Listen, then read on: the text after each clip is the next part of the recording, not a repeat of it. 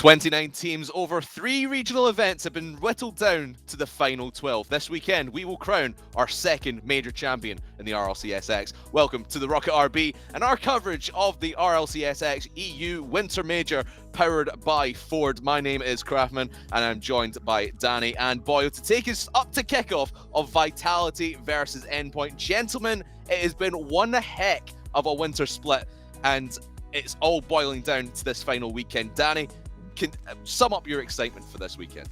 I just can't contain it, Crafters. I mean, I've been sitting, waiting quite literally for this week here, and let's just say the conversation among us as the casters has been non-stop. And you said to the kickoff, we'll have a bit of a pre-show to get the hype still going. And Boyle, obviously the story coming into this weekend, and of course pretty much throughout the entirety of RLCSX so far, has been the dominance of BDS. The question now coming into this weekend here, Boyle, can they make it 2 in a row? Can they win a second major and cement their place at the top of Europe? Crafters, I do not put it past them one bit. BDS is so dominant. We've talked about it. You've heard the stats plenty of times, but they're going to go even further with the stats. BDS, obviously, you need to be top 6 in your region to make it to Worlds for Europe at NA. Well, BDS are currently 1,600 points above 6th place. And if they get last today, like in this major, they will be 1,800 points, which is the equivalent of first place in every single fall event at still more points than that. It's just ridiculous the amount that BDS is dominated over, not just this split, but the fall split as well. So let's take a look at the overall standings of the RLCSX across both the fall and the winter splits. As you can see, BDS, as Boyle said, 2,656 points in the lead, leads Vitality by almost 1,000 points. And as Boyle mentioned, the top 6 in the overall standings by the end of not just the winter split, but the spring split will be coming up in just a few weeks' time, or a few months' time rather as well, will make it to the World Championship to represent Europe as the 6 best teams in the region. Now let's switch and go over to the current winter standings, which got us to this point. The top 11 made it out of the regional standings, and Singularity qualified via the grid to make it down to these final 12 teams to see who is going to be crowned major champion. Now, Danny, I've said Singularity there. They're the grid. They come into this as the grid wildcard. Didn't do well enough in the regionals to make it through the normal qualification process, but they balled out in the grid week in, week out. Now, the question here is, we've seen really the duality of Singularity. Sometimes they can just be flat on their faces, bang average. Other days they can be world beaters. Danny, here in this winter major, which Singularity do you think is going to show up? Is it going to be the regional performers who just didn't look all that great, or is it going to be the grid performances that they really put on when it matters? I've been sitting giving that some serious thought, and sadly, Crafters, I see the regional performance coming out. Statistically speaking, they played okay in terms of the regional performances, not enough however to get to the points. I could say lead the conversation further who I think maybe might do worse than Singularity, as you can tell maybe with my points here. Statistically, 8th, 12th, 12th and 12th. That's in score, goals, assists and shots. The only stat they're leading, do you want to have a guess, Crafters, what it is? Certainly not goals. Well, certainly not. It is unfortunately saves, which would suggest they're under a lot of pressure and frankly playing a lot of defence at the time. In the major, I hate to say, I know defence wins championships. They've got to actually score a couple to actually get into the the next round as well too. So I don't see much faith into it, but they have Marky Duda, so a legend in their camp. I think everything's going to be all right for them. I was going to touch on that there, Danny, as well. Boyo, that Marky Duda picked them up as their coach about halfway through the split. But I think before Marky officially became their coach, they won the grid week 2. So this Singularity team, as I said, they're up and down all over around. So can they pick themselves up this weekend? What do you think make of the Singularity team? Obviously, we're going to see them potentially see them a little bit later on. But what's your take on the Singularity squad? I think they may struggle today quite a bit, but I think that lower bracket's going to be their kind of potential to make a decent run through, trying to avoid that kind of last place spot. But I feel like they are going to be heading to the lower bracket pretty quickly, but they need to keep their head in the game and really use that coach of Marky to keep the confidence going, keep the engines going, and really try and make a push to skip past that 9 through 12 spot. Yeah, and speaking of the 9 to 12 spots, that's really where Singularity was vying to end themselves up in. But that 3 teams in this major had to come through a qualification tiebreaker. That is Endpoint. Denied played in that, but didn't make it. Rex GG, former Redemption Squad, had to qualify through that. They have, and as well as them, Guild Esports as well. Did I mention Endpoint? I can't remember if I said Endpoint or Guild, but Endpoint, Guild, and Rex GG are your 3 teams who qualified through the tiebreaker. And Danny, out of those 3 teams, who do you see performing better in this one? Obviously, just barely scraping into the major, all 3 teams, but who do you think is going to perform better out of those 3?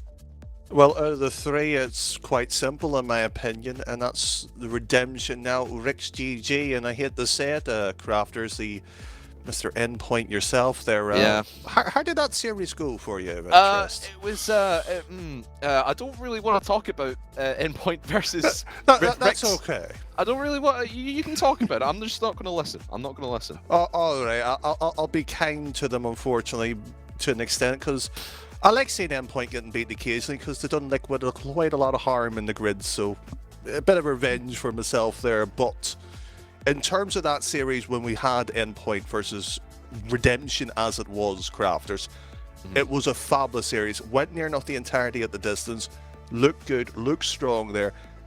But Endpoint, I'm not saying they are struggling at the moment in terms of results, in my opinion. Yeah, and we'll talk a lot about Endpoint a little bit later on, as we said, taking you up to the kickoff of Endpoint versus Vitality. So let's have a look at the rest of our schedule for the day. Obviously, we've got Vitality Endpoint up first. Later on, we'll have Oxygen taking on Rix GG, again, another team who qualified through that tiebreaker. We'll talk about them a little later on. BDS versus the winner of Galaxy Racer and Singularity, and we've also got a couple of to-be-decided matches as well in the lower bracket, and we'll get those to you when those results come through. Boyo, out of the 4 teams in our first 2 matches, so Vitality, Endpoint, Oxygen, Rix, out of those 4, I want 1 surprise and 1 upset. What do you reckon? Out of those 4 teams, who's going to make it the furthest and really surprise us, and who's going to get upset early? I think it's hard to say. I feel like the only 2 surprising teams there are Endpoint and Rix. I'm going to say probably Rix will surprise us. I think they're going to make it pretty far, but to get upset, possibly Oxygen, but I feel like they can still hold their own pretty well if they do head to that lower bracket and make a good run. But I'm really going that Rix is going to surprise us and make an exceptional run this weekend. Yeah, I can agree with you there. I don't think a lot of people are talking about Rix. Obviously, like we said, former Redemption Squad, and of course we'll have those that game later on. People really not rating this team, but as we'll discuss when we come to that match, I think that's going to be a really, really close one. Danny, what about yourself? Who do you think could Vitality? I know Vitality have been on the best run recently. Do you feel that if they hold up their standards right now, which is not all that great, do you see them going out early? I think it'd be foolish to suggest Vitality being knocked out early, to be truthfully honest. I was sitting there listening to Boyo's picks as well too, and I'm sort of going, I disagree with quite a lot of it. Mind you, I always disagree with Boyo, but Vitality, alright, yes, they have shaky performance. Last regional as well probably was their worst in terms of KDOP Ferry Peak in their entire career in terms of major tournaments. You have to date back near enough season 3 and maybe even before that too. So look, Crafters, if Vitality's having a bit of difficulties, if there's anybody I trust to sort out the issue, KDOP will be the one leading them back into the charge. I can fully agree with you that KDOP has just been the eternal pro on that team throughout his time with his tenure with Vitality. Obviously winning a world championship after leaving Dignitas, and now just sort of trying to really cement their place at the top of Europe alongside BDS. I know we talked about BDS just a little bit ago, but really we've seen over the last few weeks, even the last few months, people vying for that 2nd and 3rd spot in Europe has really gone back and forth. At one point we thought it was Top Blokes, and they seem to started to be struggling now. Vitality's been in that picture. Now Giants seem to be the 2nd, maybe 3rd team in Europe. Boy, like, just put it into words here about the battle for those 2nd and 3rd places, because yes, we've got BDS as the flagship in Europe, but who do you think right now, bearing in mind all the swapping and swirling that we've had at the top of the table, who do you think right now takes that flag as second place in Europe? I think going by most recent results, I have to go with Giants Gaming, but I think in the near future we can see Vitality make that rise again, Top Blokes push up again, and even Queso they were never at that second place spot, always around it. I could see them pushing even further, but at the moment I will say Giants with the potential of Vitality and Top Blokes definitely contending. You have to make the argument for Dignitas as well, I feel.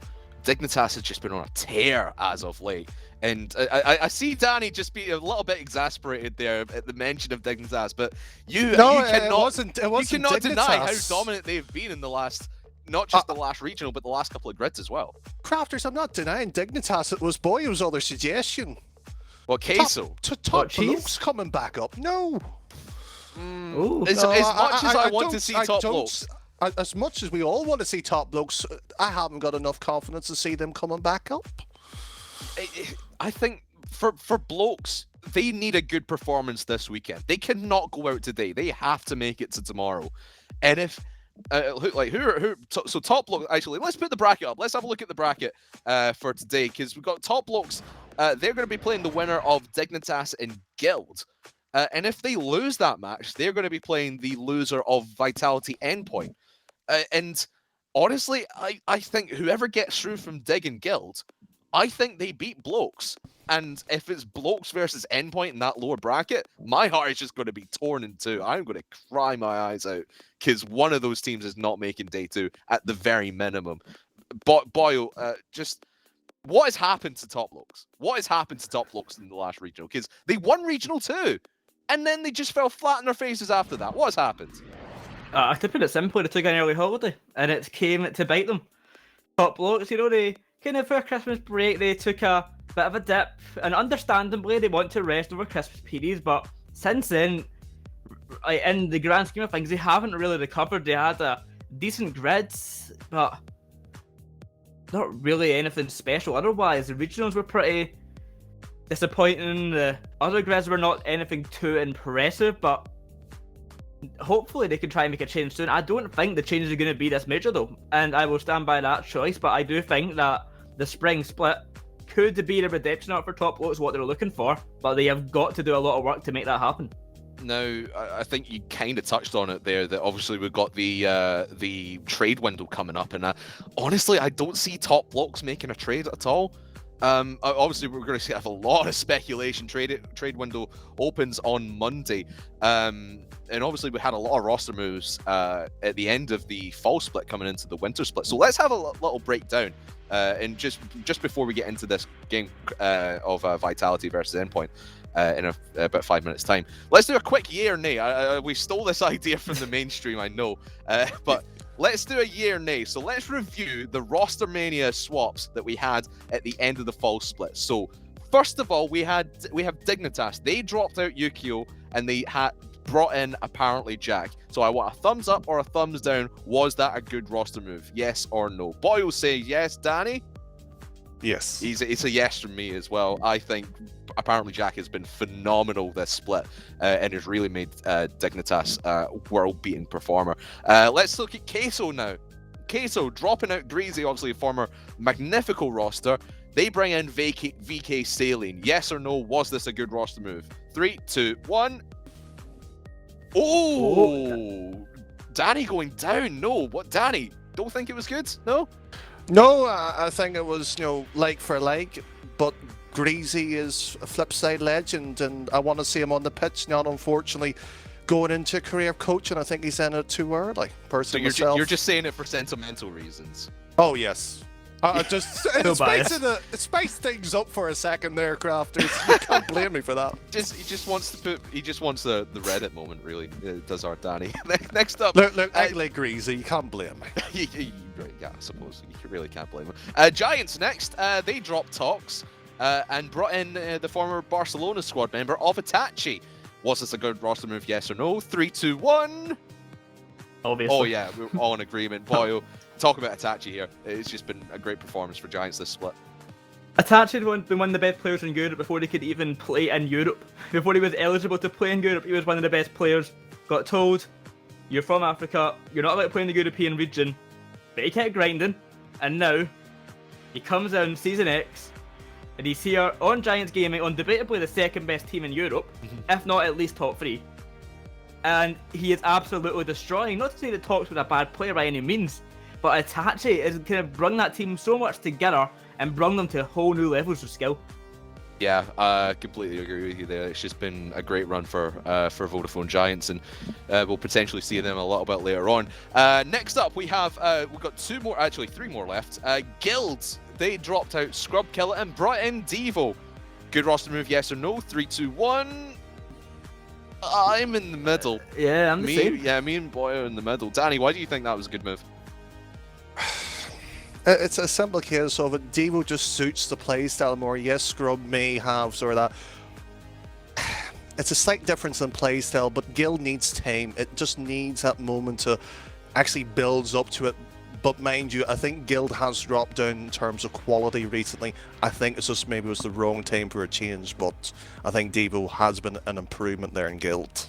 Yeah, you got to think about the relationship that really started to burn when towards the end of last split, when Scrub was still on that roster. Tensions were fraying, and it wasn't looking good for Guild, but they've kind of got back on track, and that's why I kind of went in the middle. It's like, I would have preferred Scrub in that role, but for team synergy, but that's why I went in the middle, and I imagine that's why you went in the middle as well, Boyle. Yeah. Yeah, kind of the same results. We started off really well with Dave, but I remember watching them and I was like, oh, this team's so good. And then they just weren't as good really ever again. Yeah. Let's talk about where Scrub ended up. He replaced Godsmilla over at Singularity. Good roster move, yes or no? Obviously now they're in the major. 3, 2, 1. Yeah, I'm bordering on yes for that. I'm bordering on yes. Oh, we love Smilla. I know the meme is Smilla's on the bench, but I personally think Scrub made a huge improvement. They've become so much more offensive, and obviously they've come with this attack, I think, that we never saw at the old Singularity squads. Danny, why do you think Scrub didn't fit in this roster? Again, I still think any team Scrub joins is better, still improvement, but it's again, I just want Smilla. Yeah. Everybody just wants to see Smilla's play. We've seen Singularity do their show match recently. But Crafters, I know there's one more as well, and I think it's very cruel from you. I insisted we put this in just because it's you two. Liquid's replacing Cooksier with Ronicky. Bad or good roster move? 3, 2, 1. Oh! That was controversial. Boyle, explain yourself. Quickly, I think that the capabilities of the roster do increase for Ronicky. The striking ability will be there, and I think the next split, we're going to see Liquid rejuvenated and pushing well. Not to say Cooksier is not a good player. I could eat my own words in the future, but I'm going to stick with the boys for now and stick with Ronicky. But we'll call it there. He's just a fanboy. It's his fanboy heart saying that he wants. And obviously Danny's a Cooksier fanboy, so he's saying no. But let's move on from Rostermania. That all starts this Monday for Europe and lasts about a week and a half. But we're getting you into the action right now in this European major. Our first game up is going to be Team Endpoint versus Team Vitality.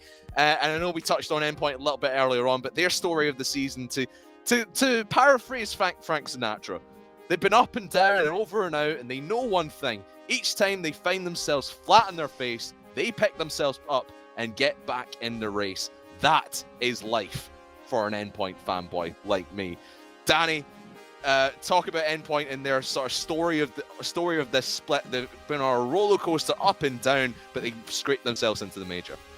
I think we already knew what Vitality was like and everything else, but Crafters, before we may get this match going on, quick prediction. Yeah, I'll give my prediction because we need to get into this match, and I'll let you guys take over. My head says Vitality, but honestly, my heart's saying Endpoint. I got the jersey. It's their time. I'm going to go with Endpoint. It's going to go the distance. 5 games, 3-2 to Endpoint. Let's get this one going. Your casters for this one are Boyle and Danny. Gents, get started. Thank you very much. The voice of Craftman there. As you can tell, the Endpoint man had everything going, and he asked the question on the Vitality Really the question, will they actually rise or come back? Also played once before. We knew how that one went before, but Ireland's leading man starts off the major, first goal as well too. And what a goal it was. K-Dop helping Virtuoso along the way, and Endpoint start off with a 1-0 lead. But Danny, we didn't even get a chance to say our predictions. How do you lie on the side of Vitality versus Endpoint?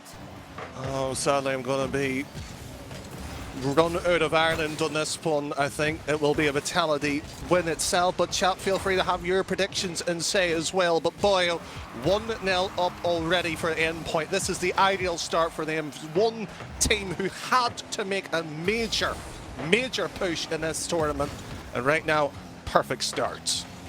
And Endpoint, a team who has a kind of middle kind of results in terms of ability. They are, I think, if I remember correctly, 4-15 against the major team. So, you know, when they're on, they can beat these major teams, but when they're off, they're beating everyone below them, but they're seeming to always lose to the major teams. So I feel like they have to have a good day rather than an average day. Otherwise, it is going to be a last place placement. And so far, starting off well, nothing too vitally bad. Of course, the first goal more of a mistake from Vitality rather than exceptional skill from Endpoint. But as time continues, I want to see a bit more from that attacking side. Virtuoso known to be the demo mastermind of the roster. Can we see some of that from him, or will we see a more well-structured team play with all three players getting involved? And with a pass to our late wave, it looks like we'll be getting exactly that. Just swift movement right across by Endpoint. They will be absolutely smiling cheek to cheek with that one. Vitality, a few question marks being raised as well. We've seen the response as well by everybody who has joined during the pre-show, but K-Dop not happy so far. And Alpha right across here. K-Dop once more trying to pressure this one. And Endpoint has done well. Haven't been under pressure. They haven't been in defense either. Other than that one situation, and wave right to the backboard, and Fairy Peak ideal movement to get to the opposite corner. Pass and centre from Virtuoso, met by K-Dop over to Alpha. Doubling upfield off the ceiling, relating wave in the back wall.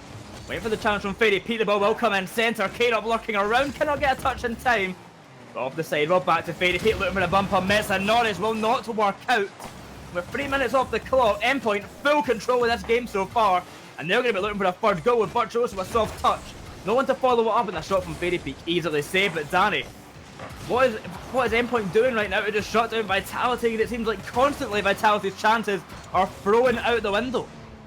So it's a simple case. Endpoint has got into this major, settled down, and just disrupt Vitality at their own game. And that's a bit unfortunate. We would like to see Vitality at their best. And so far, they've been the second side so far. Half game gone with 2-0 against them. But Fairy Piggy has an idea going. And that shot there stopped by Metsonoris. Ideal by him once more. Fairy Pig not getting that one, but Alpha already just probing at the back line there, boy. It's nice to see they're testing shots and just saying if Endpoint really are up for this. Beautiful game from Endpoint so far. Vitality starting to find some cracks, but not found anything exceptional just yet. The ball launched up high, relating weight. Touch out to the corner, met by Metsonoris, following it all the way, trying to get a dunk on K-Dop. Barely misses out, but shuts down his options. He has to take it out to the side. Able to play with it well, trying to bring it in centre. Alpha 54 has to back off. Plumped up with Fairy Peak on the way, but surviving for now, but still a 2-goal deficit. Facing Vitality, haunting them this game one as they scramble to try and avoid it being free. There's Fairy Peak. Nice clearance, but the problem is Virtuoso. It's a bit of a scrappy touch with him once more. Already here you can just sense Vitality might just be growing, but desperation in terms of options. They have to get a goal at some point here, and K-Dop slows it down in the final third of Endpoint here. They will be worrying, when will Alpha really pop off in terms of striking ability? And Metsonoris, one touch, no power behind it, and K-Dop whips it to the other side. Both are just taking the last minute at their own pace now. A minute on the clock, Vitality still goalless. Endpoint of them an exceptional job holding their lead, but can Vitality find something? K-Dop rushing up the field, cannot get it past. It's Fairy Peak in centre, cut out by relating wave. Big clearance away. Tap up high once more. The ball falls to Virtuoso. Missing on a demo on Fairy Peak, and Vitality getting messed up in the back line. Endpoint are just holding them back, not giving it a chance of a shot on target. Alpha 54 will try, but shut down once again. There's another, but saved once again. Endpoint's defense is too strong at the moment, Danny. Well, just hold on for a second here, Alpha. Just maybe having a shot there. Vitality was putting a bit of pressure on Endpoint. They have one of their own, and really we wish he could rewind the clock there. That could have been a much better chance. But as you said, 2-0 in the opening game for the major for both sides. And Endpoint will be happily known they have taken game number 1. And you know what as well, Boyle? Not often we get to say this, Vitality goalless as well too. Goalless, but 8 shots taken, and all those shots saved or missed. Vitality had their striking boots on. The accuracy though just was not there. Endpoint start of this series very well with a 2-0 win in game number 1, but can they keep it up? They only took 3 shots, so if Vitality can kind of figure something out, Endpoint are going to have to try and figure out their shot taking ability, as 0-3 is considerably low, especially for a team winning 2-0. Well, all that's our statistics and talks as well too, and even in the pre-show, Crafters was worried for Endpoint's sake as well too. I think maybe the Endpoint fans can breathe a sigh of relief going into game 2. They know they have Vitality locked down in defence. They very rarely actually got a bit of pressure, even a few shots. I said 8, but how many of them was truly threatening? None that recalls in my mind, but game number 2, will it be a different story? And Alpha already looking to right one of his own there, but the crossbar denies him. Alpha should have and would have scored in any other situation, but this one time he misses out, and the game remains 0-0 with a start that should have been Vitality leading. Now they're going to have to try even harder to find something, and quickly off the start, Endpoint going for the counter-attack, barely saved by K-Dot. It's back in centre, Virtuoso now, and just like that, Endpoint have a lead. What is going on, Danny? I don't know, simple as straightforward as that. This is Endpoint at its probably best I've ever seen it, Boyle. And we've been on some pretty charming sides of Endpoint when they want to be ruthless. This is an incredible set of performance from them. And Matsunora's already moving across here. Vitality, what have you got? There's already a few alarm bells surely ringing at this point as K-Dot, decent block there and moves across to Fatty Pig. No real picky moments here as Alpha. Nice double there, and K-Dot probably will be waiting patiently. Had to this time around. Virtuoso off the sidewall round at the corner, slipping the ball past K-Dot. It's back in centre, relating wave shot. Stayed by Fairy Peak. K-Dot once more will find the save. Vitality once again gets stuck in the defensive half. Alpha 54 trying to get it past Wave, will not work out. A bump on Metza will give a chance for K-Dot to double commit, but it works out for Endpoint nonetheless. And they get themselves back on attack and putting some more pressure on that Vitality side. And Vitality still being haunted by that miss from Alpha, wishing that they scored it, wishing they got the early goal, as they still are yet to score this whole series. Alpha there moving across there. Vitality. Just see them trying to find a way of getting right through. Has not worked once. And Fairy Pig, a world champion, back in Season 7, just spilled in an utter blunder in front of his net. And a hungry relating wave cleans up. This is simply unusual. This is the Winter Major. And right now, Endpoint leads by 2 once again. A simple mistake is all it takes to throw away a game even further, and now 2-0 to Endpoint off of just one small mistake from Fairy. Can Vitality bring this game closer? It's Alpha with the shot, way too weak, easily saved by Metsonoris. Fairy Peak the challenge, it comes in centre, letting Wave away, it will be sent. Trying to find another touch, it's down to Virtuoso. Saved by Alpha, going upfield. Vitality, they want this goal so badly, but will they be allowed to find it? Will Endpoint finally crack? It doesn't look like it at the moment, but a chance for Fairy, but he's just not there in time. Endpoint, an exceptional job, and Vitality, disappointing so far. That's been half-time ringing, and Vitality already needing to play defence once again. Alpha, no boost. He's limited with his options. Back into the middle, surely. Come on, Alpha. Vitality's fans will be crying his name to get something going. And Endpoint will be just, once again, sitting in the defensive rotations, getting this ball back out at some point here. Relating wave once more down, and Ferry Peak looking to return the favour. Was unkindly due to him at once before. Ferry Peak back into the middle, and the pass taken away by Kado. Relating wave can bounce on this opportunity. Off to the steal and the ball will bounce. Alpha beats him to it. The only man really taking the shots at the moment, they're just not being on target well enough. A big miss there from Fairy Peak, getting an open chance for Endpoint. Pushing up here, a demo on Alpha. The area's open, the ball is in centre. Methanoris barely misses out. Vitality looking like a lost team, a solo queue team at the moment, scrambling all over the place and making simple errors they should not be making. And it is coming back to bite them. A minute and a half left. They are 2 goals down, yet to score all series. Lost 2-0 game 1. Danny, this is not looking good for the French side.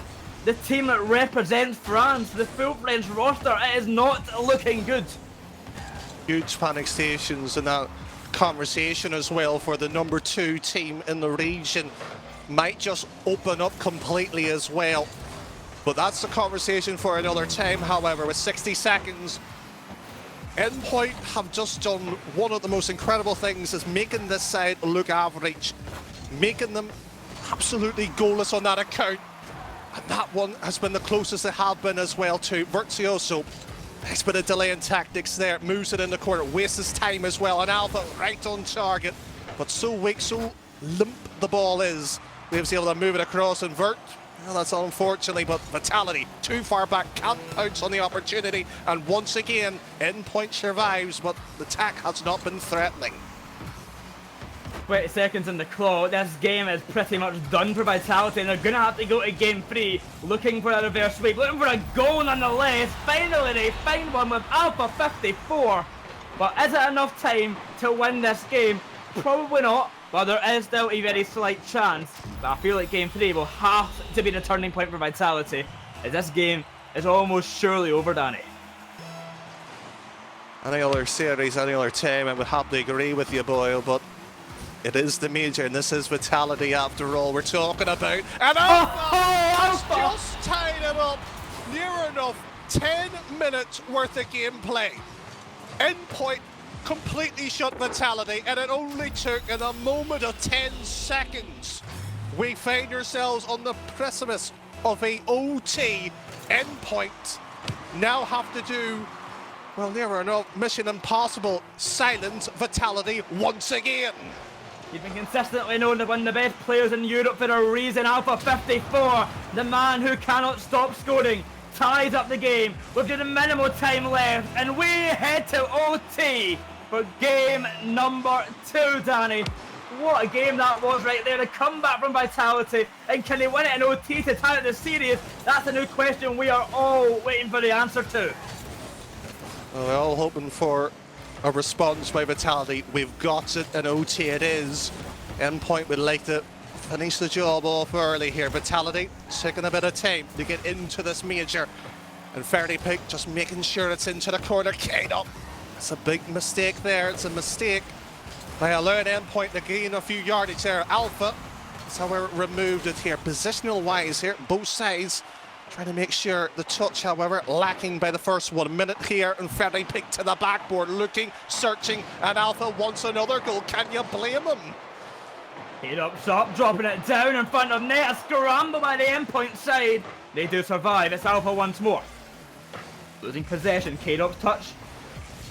In centre. Chance for Vitality developing once more.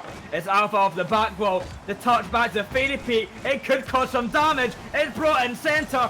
Cut out by Methanoris.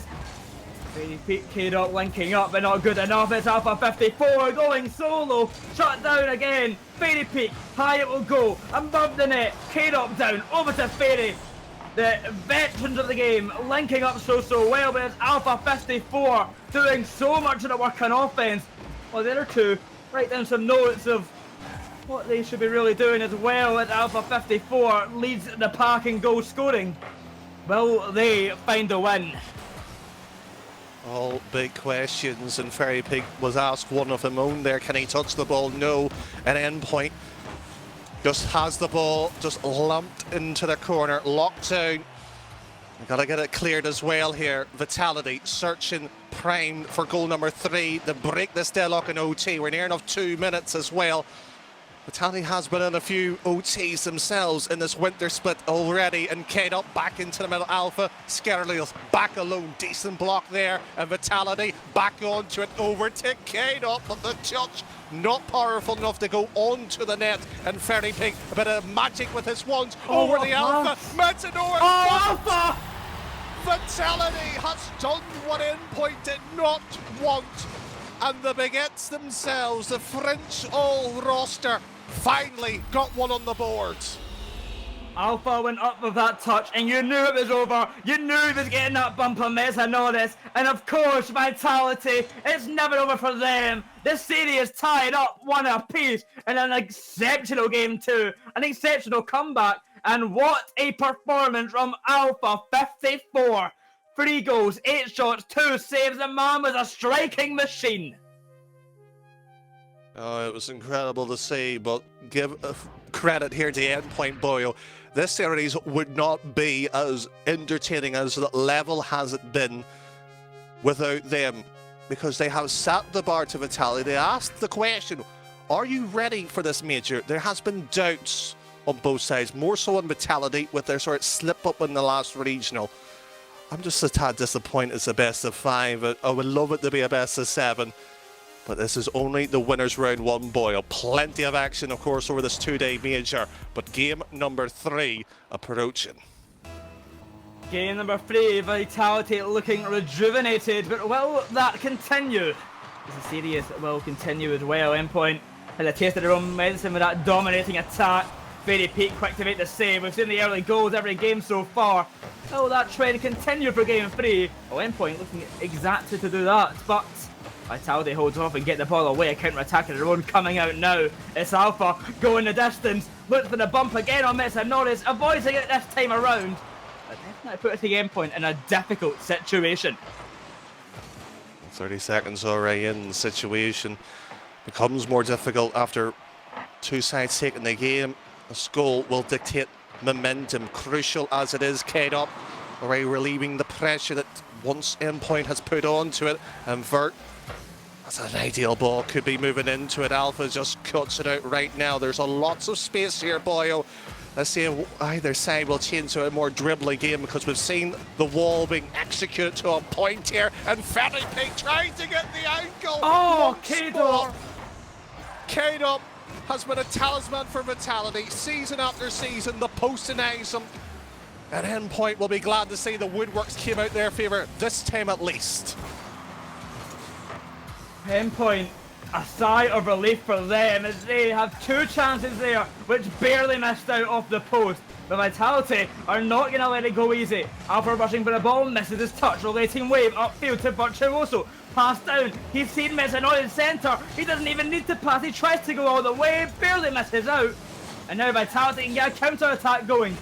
It's so back and forth this game, but Vitality taking advantage. Alpha 54 can't find the touch in time, and it's relating wave. Going the other way, going to the other side, looking for a dunk, but cannot find it. Clamped down goal as Vitality will be smarting slightly. They should be up 1-0. Probably be how they'd be feeling. Champ just got to respond in difficult times here, and Kane up in defence. Relating wave once more. Mets to slow it down. Kane up over the Alpha, and that's a sweeping attack. Ian Dern, the ballistic missile that was. Endpoint obliterated with 1 Kane up pass. Who said Kane up was washed? This man's a 3-time winner champ for a reason. What a pass to Alpha. A great pass from Fairy as well. That put Vitality 1-0 up in commanding fashion.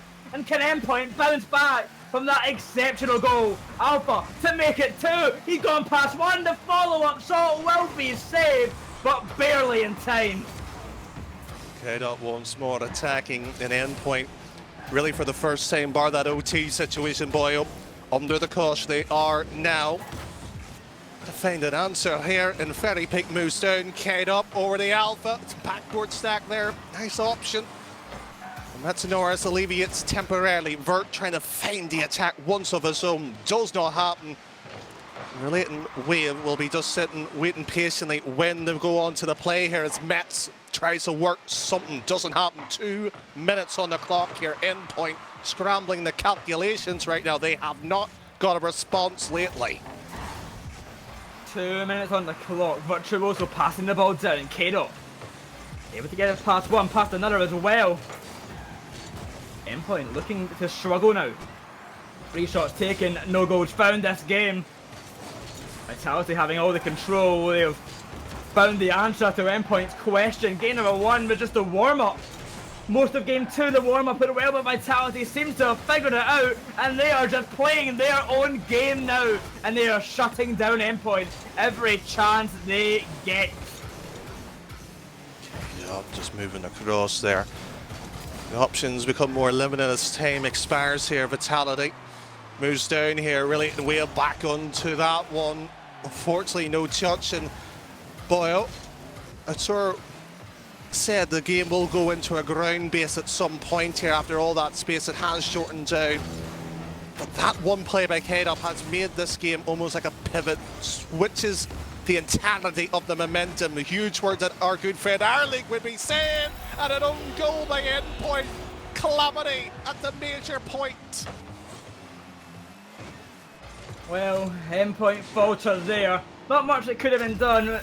It was a hard save to make, but helped by the Endpoint side nonetheless. Vitality go 2-0 up. For Danny, game 4. I wouldn't be surprised to see Endpoint take it and give us a game 5, and I would certainly not complain to get a game 5 as well. I think the neutral will be enjoying the game 5. Game has ramped up in quality as each one does pass by, but Ferry Peak straight into the middle was the option that he was trying to elect for. It doesn't happen. 30 seconds, the warden. And we haven't seen Endpoint really respond under the pressure. Once they've got the lead, they've been fabulous. But this has got to be worrying, and Eclipse, their coach, will be hopefully trying to find an answer for them. And Alpha too far back, but it does not matter. That 3 on the board, and Vitality will be hoping for a 3-1 series. And this is the pathway to do it. Certainly on the right path. After that game 2 comeback, it seemed like the models of the team, the morale of the team, and the energy was rejuvenated and brought to new highs as Vitality came through game 3 swinging.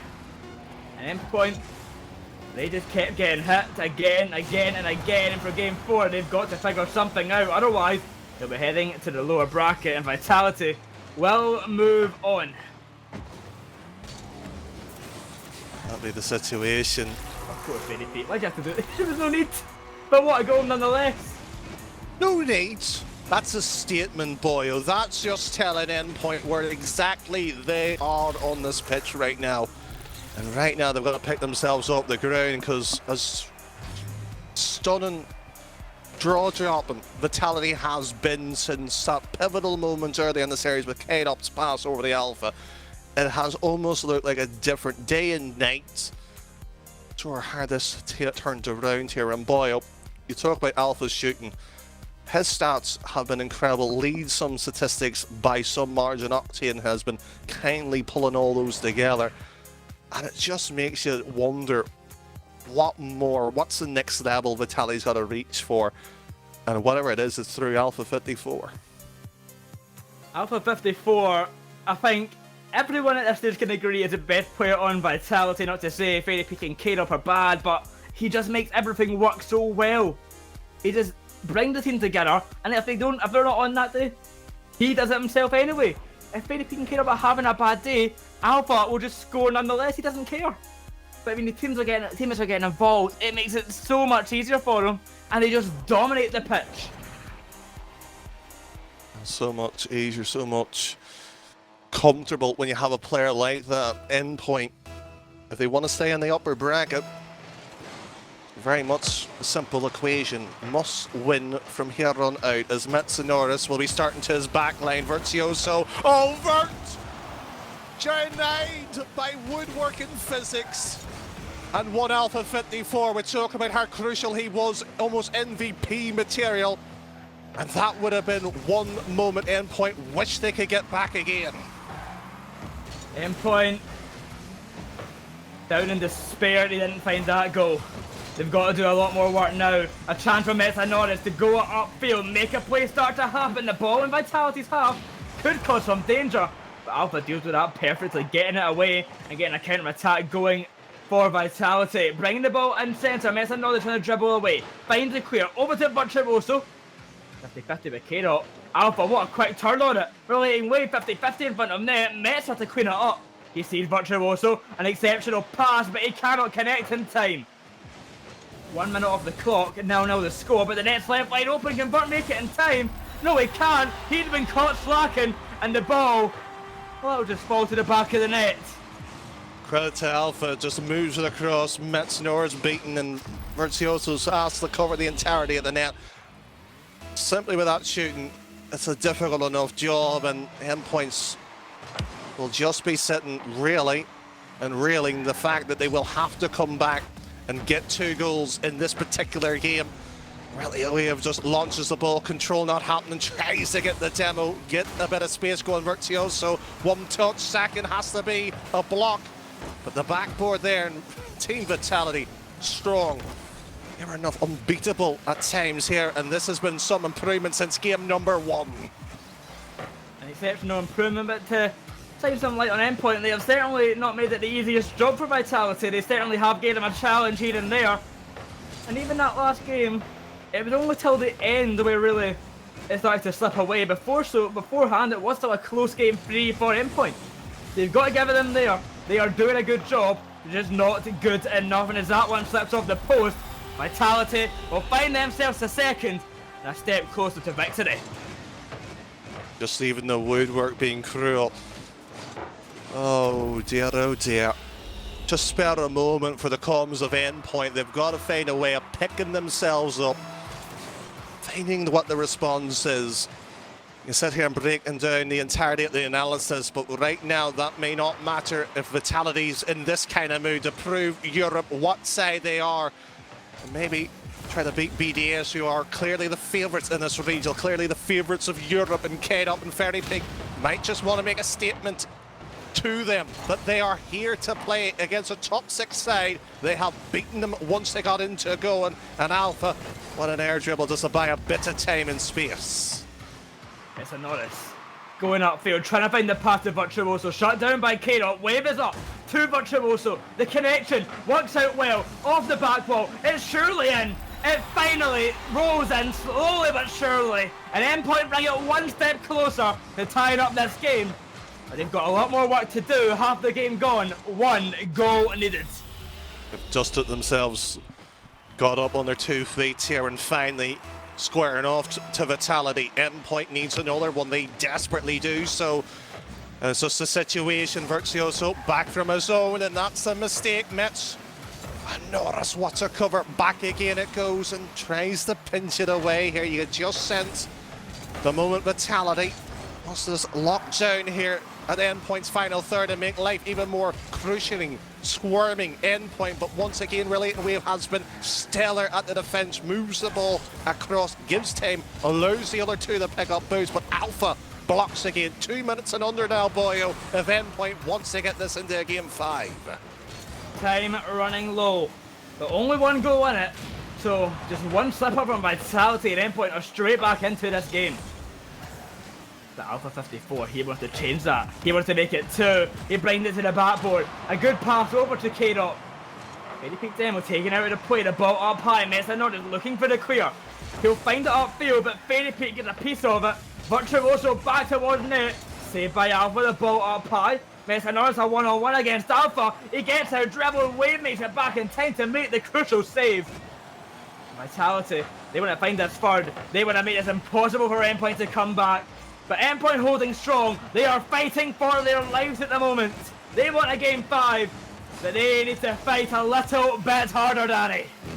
With 60 seconds Really, the task has become much more difficult. Imagine the pressure, the nerves, the comms and everything. Kate up of his own back wall, beats one of Endpoint. Virtuoso straight, Metsanores. The bounce will be unkind to an extent. Virtuoso back to relating the wave. It's not clean passes, these are just off the ceiling, just keeping the ball away from Team Vitality. Metsanores will try to go low, did so. He achieved that feat. Virtuoso, he'll shoot low, and it's a tied up game. Vitality back on the ropes now. This was done beforehand, Boyle. Simply on the other foot now.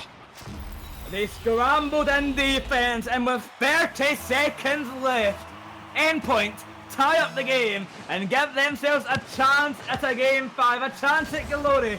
But will Vitality let it happen? The game is still tied. Vitality still a chance. They missed the shot right there. Close, but not close enough, Danny. OT looking likely. But will we have the pleasure of another game of Vitality versus Endpoint? Oh, Vitality win it here. It's Kano going to the backboard, fighting through. The ball will be saved, and it looks like an OT is about to occur. I hope so. The neutrals will be enjoying this. The fans of their respective sides will be nervous. The last time 2 minutes and 20. We'll leave the statistics alone. How the OTs has went the records wise. It's the here and now, and Alpha on the ball is a dangerous sight. Spicely with the net open, and Ferry Pig's touch. Virtuoso beats 2 of Vitality. Once again, the questions asked and really the way of scramble. Hands and knees across the grass there just to get that ball away. Vitality still banging that back wall. The net just being peppered. Just one clearance is required here, and Endpoint need to hold on to the ball for dear life now. Pandemonium in the Endpoint half, but they survive, and they go for a counter-attack, and Virtuoso off the crossbar, it falls in, we go to game 5! There we have it, and it takes a man from Ireland. Oh, that was enjoyable. Green as the grass is brighter on one side. Vitality, they had the game to an extent locked down. But Endpoint brings it back. 2-2 apiece. Top 6 sides in the region based on the standings of the European sort of order of merit, if you want to call it, Boyle. Did we expect anything different than a game 5? Because frankly, this has been an absolute treat here, and sadly, somebody's got to lose this. An absolute treat, and one will be going away sad into the lower bracket. The other will be facing Team Queso later on in the day in the upper bracket. Who that will be, we'll find out in 5 minutes' time when Game 5 concludes. But, Danny, why don't we be a bit spicy? Give us your prediction for Game 5. Oh, I'm not getting the blame for making a prediction. Usually whoever it's go with, Boyle, is unfortunately the team that loses. Athlet Chat and everybody else from UGC, and of course the main channel on Rocket League starting a tad bit later to the rest of us. But this is our opening game on the C stream. 5 games in total, but an absolute treat. Endpoint Vitality 2-2 in the series. One more game. 5 minutes, as Boyo said, has been placed on that clock. Who will take it? Who will take it? And over at the Endpoint camp, they will be on their hands and knees praying that just one more time can they take them Vitality to series. A team who always shuts them down, disappoints them, takes away their hearts. And the Vitality fans, the magnitude of them that are here today, will be screaming and shouting in French that I don't understand, cheering on their Vitality boys, hoping that they can once again go to their former glory, that victory Vitality we always seen. That top dog of Europe, they'll be hoping that once again they can make that push and take down Endpoint. Well, it's going to be a long path if they want to recreate the European crown. And Endpoint in this particular game stands in their way as K-Dop tries to move down. Like the general that he is, leading the troops as well by example. Alpha now takes over. One touch, not ideal, and Ferry Pig back into it. Backboard stack, and K-Dop will not push. He will wait his time. And rightly so there. And K-Dop trying to get this 1-0 bump by Metsanores. Two experienced veterans know the game inside and out, and Alpha over the Virtuoso. Very big one shot and two of Endpoint's jump. They are scrambling back in defense. It worked once before. Not a strategy I would go the second time around.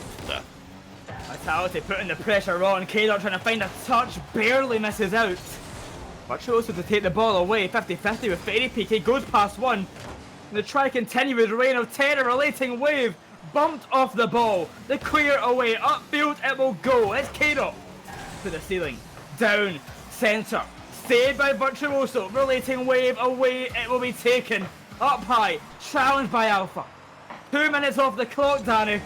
And the game remains now and now. Who will strike first?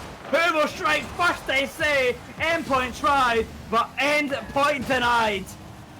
Well, really, in the way of trying to move that one across, and they beaten the legs that denied before into the qualifier to get into this point. They were tied at points at one stage. The 5th Seas relating wave to their face in the form of Team Vitality. It just shows you how the European team is stacked with quality, and Metanoris will need all of that skill. And really, wave straight across. Alpha was beating them on that play. Virtuoso, one dribble, one play, and sadly, the man who's known as the king of the demos gets slayed by his own action. And really, wave back into the middle of Vitality's final third there. Once again, we find ourselves 2 minutes poised, goalless in a game 5. And will Alpha be the one who gets the first blood to make Endpoint worry more? Of course, attempt is Alpha. He fakes out Metanoris and the ball just falls in. A complete lapse in skill from Meta there as he falters last second. And Vitality, in almost fraudulent fashion, make it 1-0. Most daylight robbery there, Boyle. Vitality will not care. A goal is a goal. It is simple as that. They will enjoy the fact that Endpoint makes the mistake. Just who can hold their nerves, and Vitality's got to hold a 1-0 lead alongside it.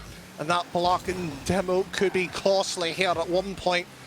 But Alpha moves across here, right through, and really we have beaten and K-Dot. He's picked a spot, rolls it into that luscious grass, and 2 on the board. Endpoint has got a mountain to climb now.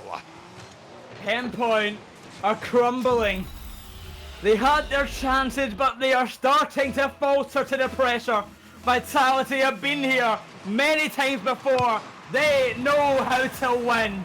And they're 2 up in game 5. They want the redemption against Cheese. But Endpoint, they are still in with a fighting chance. And Team Cuso waiting in the next round in the uppers. This has been on a silver platter in terms of quality. Fabulous here. And Endpoint's 1 goal that they brought back here. And Metanoris, they've done it time and time again, looking for another. Sadly, not happening right now for Endpoint. Relating wave, trying to get a bit of control onto that ball. Doesn't happen. And a passing play here. It's a high up ball by Endpoint. And they've got to get it on target. Force Vitality to make a mistake like Metanoris made earlier. 60 seconds. The last time we'll say this, a warning on the screens. The players know that's meaning. And Endpoint's got a mission now. A mission of greatness. A mission to come back from this deficit once again. They done it last game, but can they do it 2 games in a row? Virtuoso, a demo in Alpha. He's upfield, ready for the touchdown centre to relating wave. The clear will secure the game pretty much in Vitality. The quickest counter-attack possible. Make it 3-1. Straight down, a lunge of a clearance, and they may have just cleared Endpoint down to the losers. Oh, spirit of thought for the Endpoint fans. Vitality might be rejoicing, but the lady might just be starting to sing here the final song as 30 seconds on that clock. Endpoint's got to find 2. They might need to find 3. It's Metanoris back on his line there.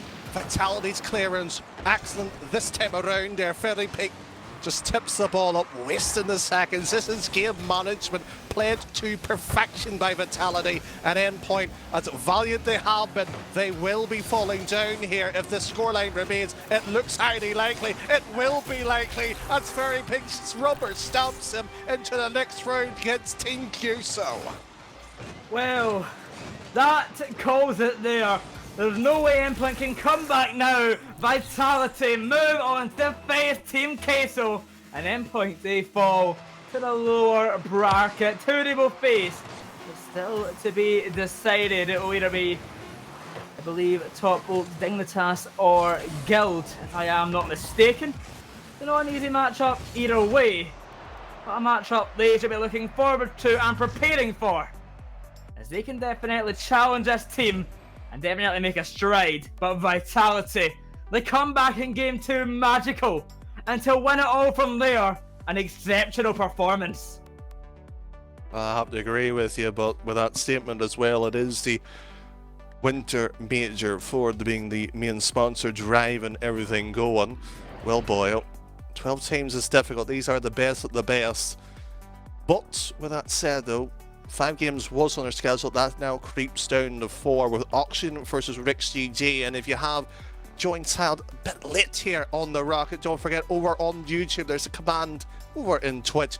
You get this particular game and all of the regional games we've casted for EU, NA, and don't forget the SAM Major as well last weekend. But boy, oh, this Major, it's just heating up. Just heating up, and Danny, things are getting warm and toasty as our next match. One I'm really excited to watch. A familiar face we've seen in chat already, Rex GG, the newly picked up roster, the old Redemption team, facing up against the French favourites as well, Oxygen Esports, another team of many of the people in chat right now, many of the French fans will love to see. So after this break, it is going to be good. Rex GG, Oxygen Esports, be sure to stick around, it will be a good one. We'll see you then.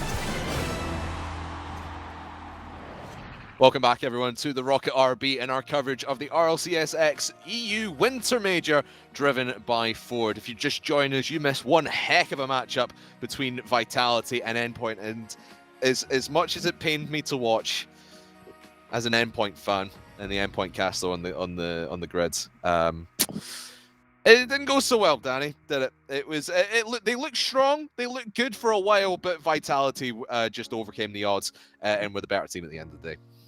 Well, I have a lot of sympathy for you, Crafters, to be truthfully honest with you. Thank you. I'm not saying, as you know, Boy and I do Liquid week in, week out, and it's not seeing our team not make it is always sad, but when you are there and you do get beat, you just feel as almost as bad. So they will bounce back. I do believe in them. But Crafters, we have got an exciting series up next as well, and not to say it's the best match on our schedule, because I might be tad biased on this one. It is looking like one of those kind of games, isn't it? Yes, as I think you're going to allude to. Sorry for jumping in, but it is going to be Rick's GG versus Oxygen. By the way, if you're just joining us and you missed that Vitality Endpoint match, it will be up on the Rocket RB YouTube channel a little bit later on. ! YouTube, or search the Rocket RB over on YouTube. But yes, Rick's GG versus Oxygen.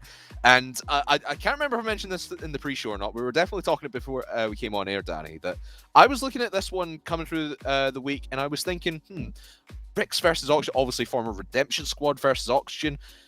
I thought this was going to be very one-sided, but looking into it a little bit more, I can see this going the distance. I could see this going all 5 games. And really what it boils down to here, Danny, it's going to be Astro versus Cash.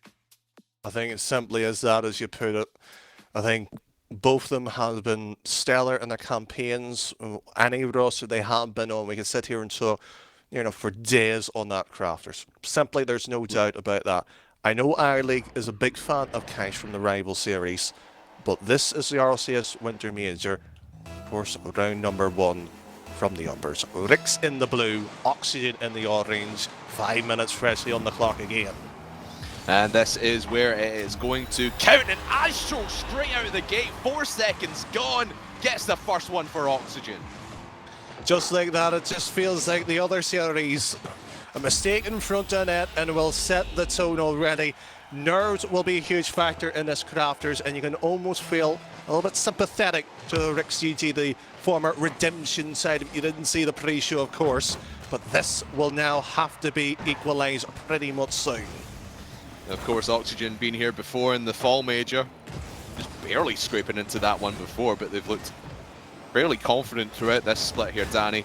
And Redemption have been Redemption throughout the split. Now Rick's GG have been the breakout stars of the split. Everyone was kind of writing them off, but they put on one heck of a performance throughout the grid and throughout the first regional as well. And now find themselves with an opportunity to make a splash in this Winter Major and get them a little bit closer and a little bit more in contention, maybe getting to the World Championship over the summer. And as Ricks get their first shot off net, Mike Boy will send it towards net. Astro will play the defense.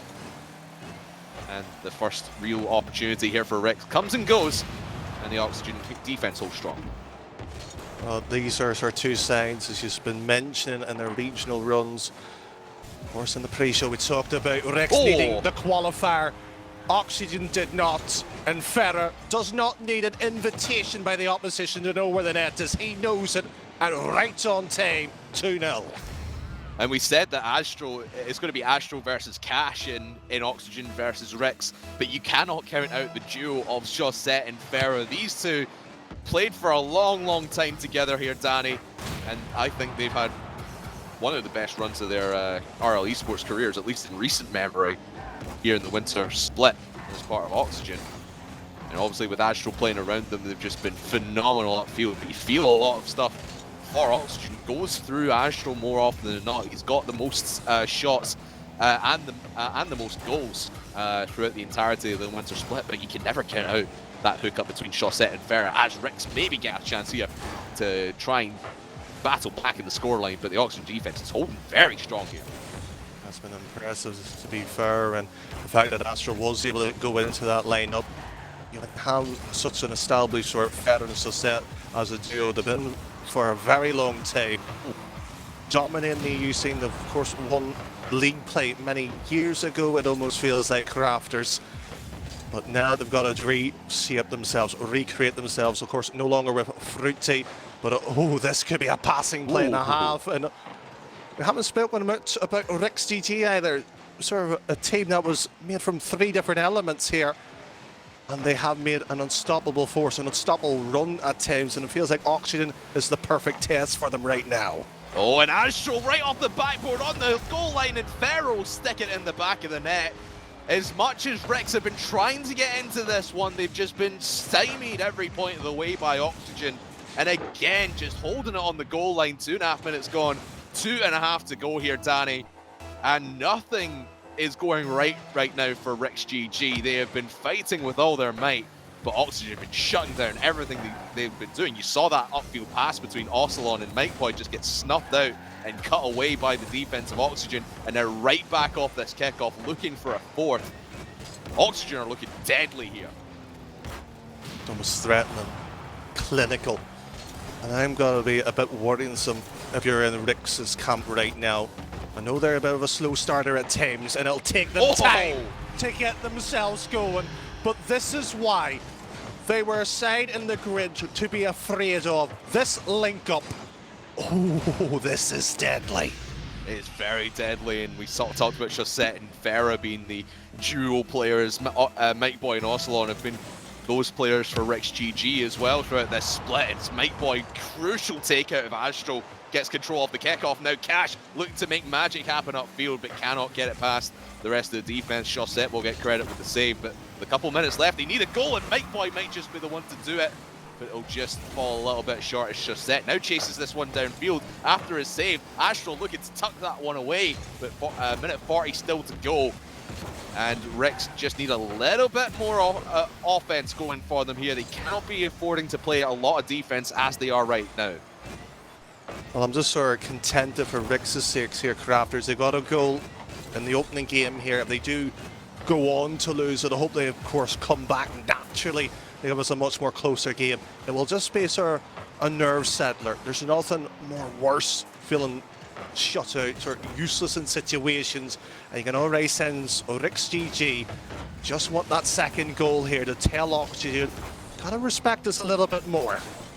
And Cash has been relatively quiet in this opening match. Still a long way to go in the series still, but why get Cash going early? Because that is your ace in the hole.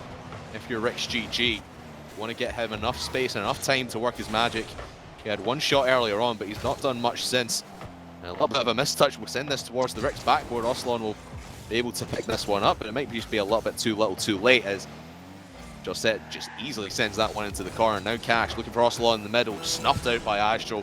And those interceptions upfield, Danny, have just been hellacious for Oxygen. They've been snuffing out everything that Ricks have been trying to put forward.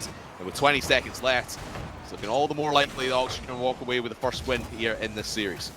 Well, it might be, but that shooting accuracy almost piercing Oxygen, and it will hurt. But as I said before, Crafters, they just needed a goal to set the nerves down, get the tempo here. To be fair and give credit to them, they've had chances, just not been accurate enough. Oxygen, however, you talk about an improvement. This is one of the most scariest teams when they're on form, and I'm talking about probably on Vitality's level, and that's our top 2, top 3 conversation. And this could just be the tournament for them to get things right if they do go on to win, or at least get close to it. And you think about Oxygen in the fall split as well, and throughout the regionals they were just really struggling to get anything going. They didn't get in past when it was Swiss. In the fall split when it was still Swiss. They didn't get past stage 1 at all until the 3rd regional when they had to try and qualify for the major. But they were putting the results in throughout the grids, and that's what kept them competitive. That's what kept them in it. Kind of playing the Singularity role in that split as Singularity are in the winter split as well. But throughout the winter split, Oxygen have just gone from strength to strength, and Astro has been looking like a threat every single week that we have seen him out in this pitch. And he tees up Chaussette here, and his positioning has just been fantastic. And right now, Ricks have no answer to that. They need to pull out Cash as that one to try and challenge Astro. They've not been able to get him going in game number 1. Let's see if game 2 is any different. Cash will get the save to start things off 30 seconds in from Chaussette, but right again, once again here, Danny, it is just oxygen all over this Rick's defense. It's a perfect analogy, the way you've set Rick's GG up in terms of the early matchups in round 1. This, in theory, statistically, should be the most closest. Open scores, goals, saves, shots, and everything put together. It's incredible what they can do. Right now, Rick's GG needs to get this goal pretty much quickly here. They've been on the offense here for a good 30-40 seconds, and Oslo tips it away here. At least their decision-making, Crafter, is ideal. Put the ball up, get a bit of time. We've seen Vitality earlier in the day doing exactly that, Vicade up. And it was Endpoint just struggling when Vitality, we were all over their backline. That's what we're seeing here as Astral double flip reset in the mid-air. Can't get it past Mike Boy though, but Ferro have another little go here as Cash able to send that ball long, and I think that's the strategy now for Rex. Don't let Oxygen walk all over your defense. Just boom it long when you get the chance. Set yourself up to go for that offensive play and right back into the middle. Mike Boy needs to win that one against Astro. He does so, but Ferro there to clean up the mess that has been made in the midfield, and does look very, very scrappy right now. Ocelon will take this free ball just given to him on a silver platter in the Oxygen half, but the defense recovers very, very well and right back where Rick still wants it. Okay, she was able to at least shuffle the ball back into the middle. However, the danger is right exactly this. Why clear it down the middle is always a big question. When you give space down the middle, you're just asking to be scored upon, and Mike Boy, there's no saving that. Simple as that. Even with a half tank of boost, Mike Boy was just so hesitant to go for that one. Not any clue where this ball is going to end up. And Farah just puts it right into the heart of the net. And a 1-0 lead once again for Oxygen. Rick's trying to battle back, but they just look very, very flat right now. And Oxygen are just having their way right now. Astro now slowing things down as Ferro was lurking in just outside the mouth of the goal. And now Chaussette picks up the pieces here. Not a lot of boost in the tank, so get it over to Ferro on this right-hand side. Ocelon now has to take this one away. Cannot afford to play this one slowly as everyone from Oxygen is rotating in. Astro touching that one down. Chaussette deciding not to go for it as Ferro comes in here, and the shots just keep coming thick and fast, or at least the pressure does. And Astro hits the top right corner. 2-0 Oxygen. You want to know why they didn't go for it? This is exactly why. Know your opportunity. When it presents itself, it will be there. And Astral, you talk about the matchup versus Kaish right now. Kaish has been almost utterly sided, and that's not through his fault. It's simply due to Oxygen gracing us with the ability. And this time, Kaish does get the save, but will it be in vain for the match, however? Yeah, Cash 2 saves in this one, nothing else on the scoreboard. I think he only had one shot in the first game as well, so Cash needs to start waking up and pulling out the plays that we know he can make. But look at that from Ferra from a mile away. Astro will pick it up in the corner, but Rex are just looking for all the answers right now. Nothing in the back of the answer book for them, but they pass it to the middle, finds Cash. Can't find the goal though as Ferra takes that one in. Off another shooting opportunity for Rick's GG. Everything not going the way of Rick's right now, and Oxygen are just holding on right now, but Mike, plenty of boost here, needs to beat Astro and will not. Oh, just so close. Rick's GG just knocking on the doorstep. Nobody is answering. And we talk about Kaish there, the closest we've seen attempt-wise is with Mike Boy. And that was less than 5-10 seconds ago. And Oxygen knows rightly they've got them where they want them. And Astral just puts it into the corner here. They can just simply put this ball, ping it to the corners, and do not let the positional game go away here. And you know what, Craftman, can you blame Oxygen for the way they're playing? Yeah, just playing so clinical, so clean. Seen a lot of that from Oxygen throughout the winter split, and I've, as the endpoint caster, I've had a couple of run-ins with Oxygen throughout the grid, and every time the endpoint played them, it just felt like Oxygen were playing perfect Rocket League, and it seems like it at least feels the same what they're doing here as well. And now Rex looking for a little bit of offense. Ocelon Got to shoot that one out with a little bit more pace, a little bit more purpose to it. As Mike Boy gets it out from Oslo and touches it down. Mike Boy trying the follow-up, but again, just nothing working. Cash will have maybe one more attempt, but at this point, it's a done deal here, Danny. Oxygen just looking unstoppable right now, playing clean-cut, perfect Rocket League. And only one goal allowed in the first game, none allowed here in the second. It's a strange situation, Craftman. Simple, like, when I was looking at this series, I was going, this is going the distance. There's no way either side's going to sweep this. How wrong I look right now with Oxygen Esports, as you said, clean. I have not seen them play this decisive in a while. I've seen them on when we had against Lick. They have been ruthless at times, but they always made a mistake or let you back into the series. So Set and Farah, they have been renowned as well. One in particular for their leadership in game. It's almost like having a coach there. Right now, they are on the same sheet. They're singing this right tune, and it could be a 3-0 sweep, and that's a very great way to start their EU major. One thing I'll point out in that game as well, 4 saves from Astro.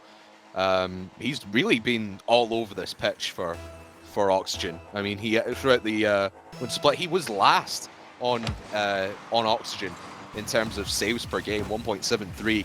Chaussette was the highest on the team with 1.93.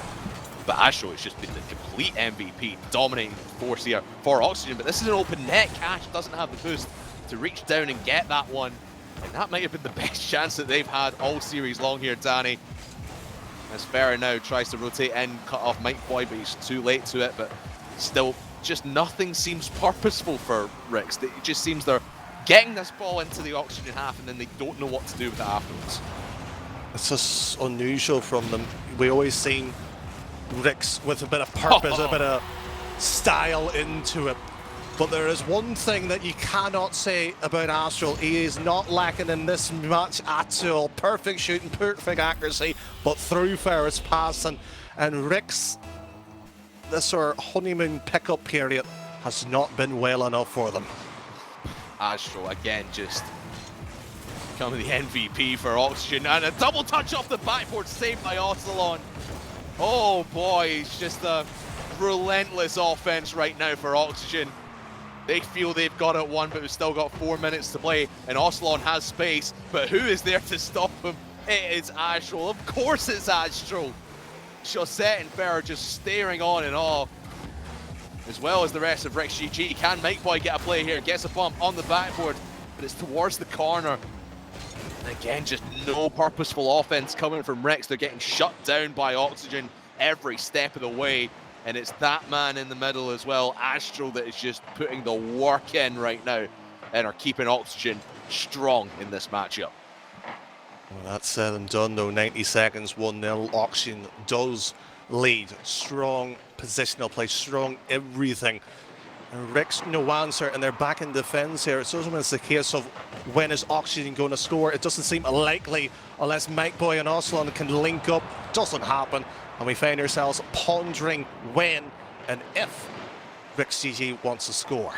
Well, you can see what Ricks are trying to do. They're trying to play the ball upfield and then get the ball into the midfield for a pass. But Oxygen are just so fast on the rotations, and they're reading everything that Ricks is doing. Well, that's a free ball in the middle, and Cash will send it into the back of the net. First goal since game number 1, and it levels the scoreline. Oh, he has been quiet, and a sleeping beast may have just been awoken. Finally, Craftman, finally, we see it at a level game, and finally Rick scored. You talk about the way they were playing. If it hasn't been working, change it up. And Kaishner of nicking the second one in quick concession here. They need this one. They want it, but Oxygen not giving it. And that's the first goal and first real meaningful play from Cash that we've seen all series long here, Danny.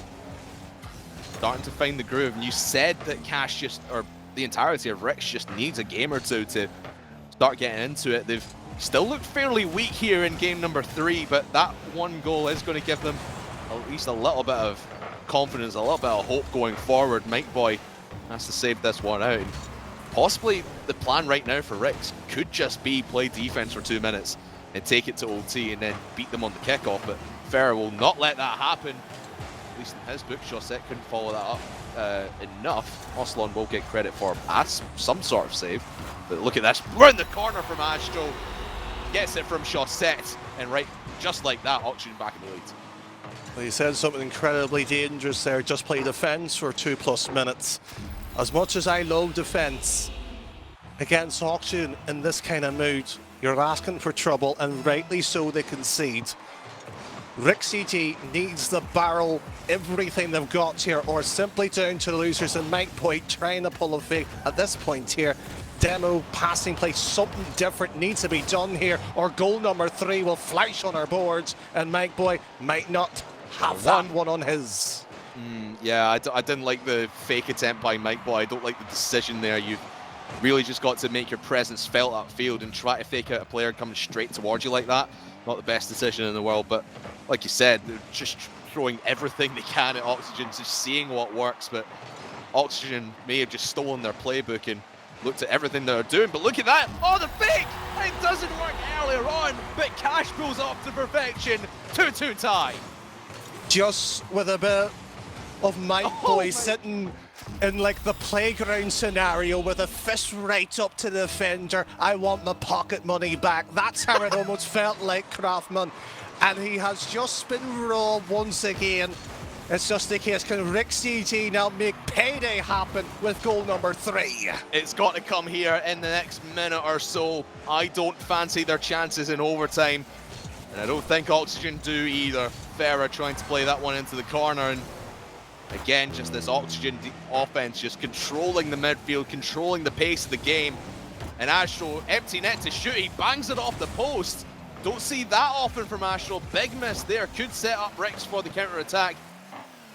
But again, Oxygen just holding this midfield, 45 seconds to go. Rex just need one big play upfield to give themselves an opportunity.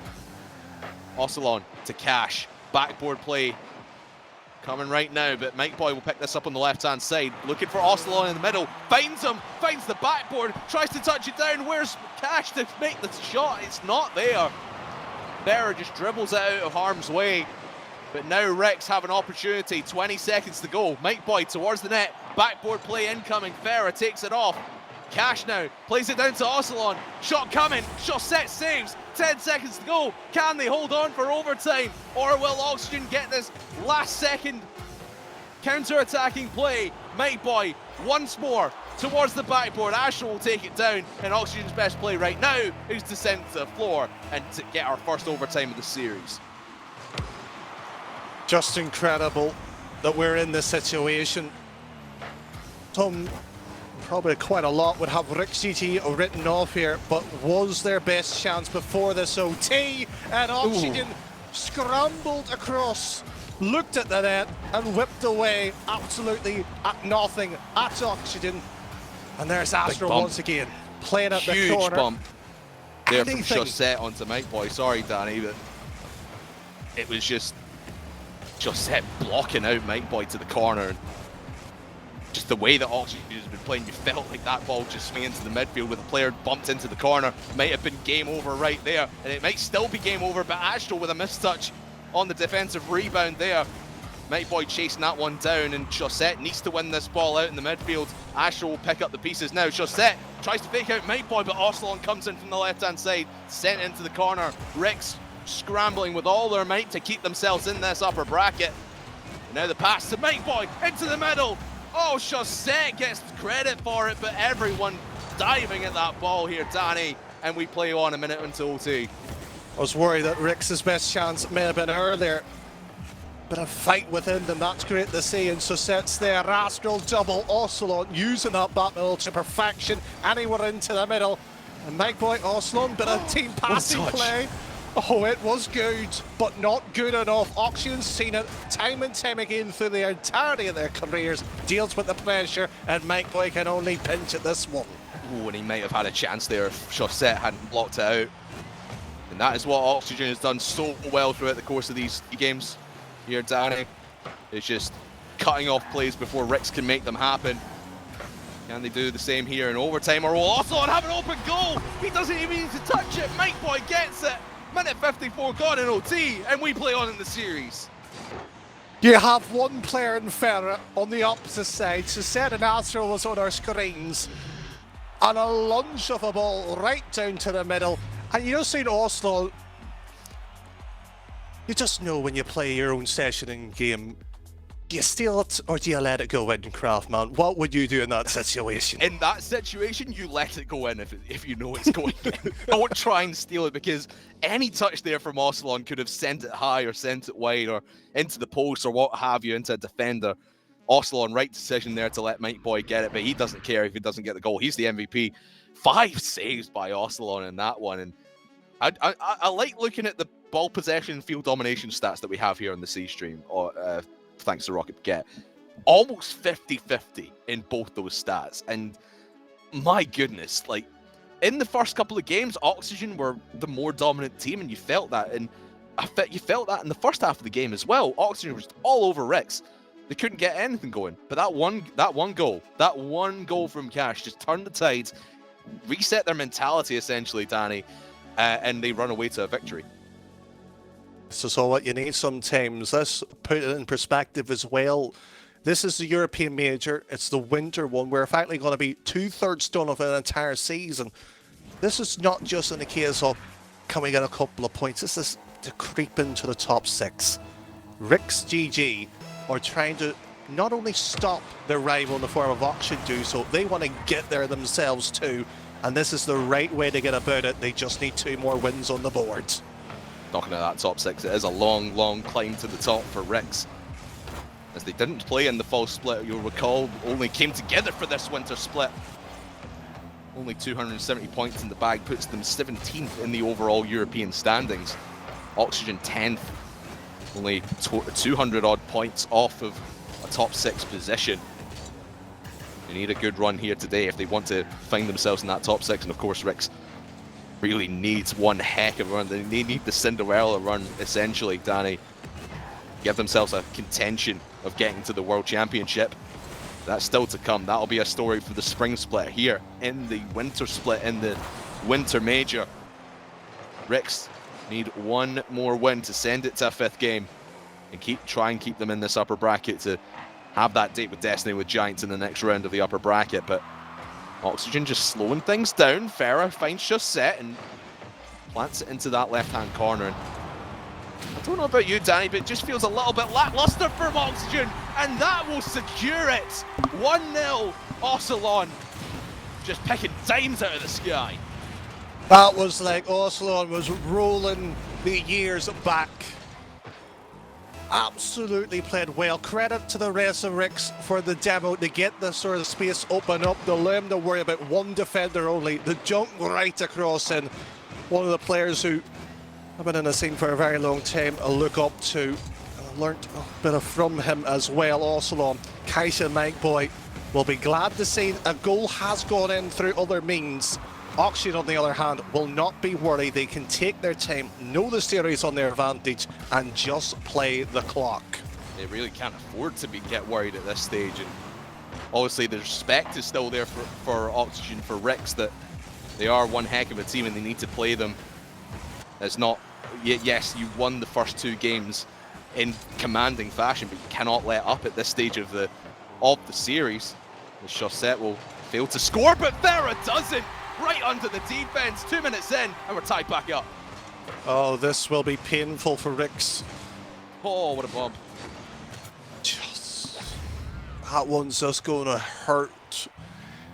And your heart's just going to beat onto that chest one. You just feel we've let that one go by. They cannot afford to let anything go. We know how difficult it was to get 1 goal from Ricks. And Mike Boy looks for the 2nd. And also was the goal scorer in this game, not adding the 2nd, however. Yeah, double save there for Oxygen, just keeps their net a little bit cleaner for the moment. Astro needs to follow this one through. We've seen him do that kind of play before, but as you said, you just don't want to take risks at this point if you're Oxygen. You feel in your mind that you are the better team. Yes, Ricks have had one heck of a comeback here.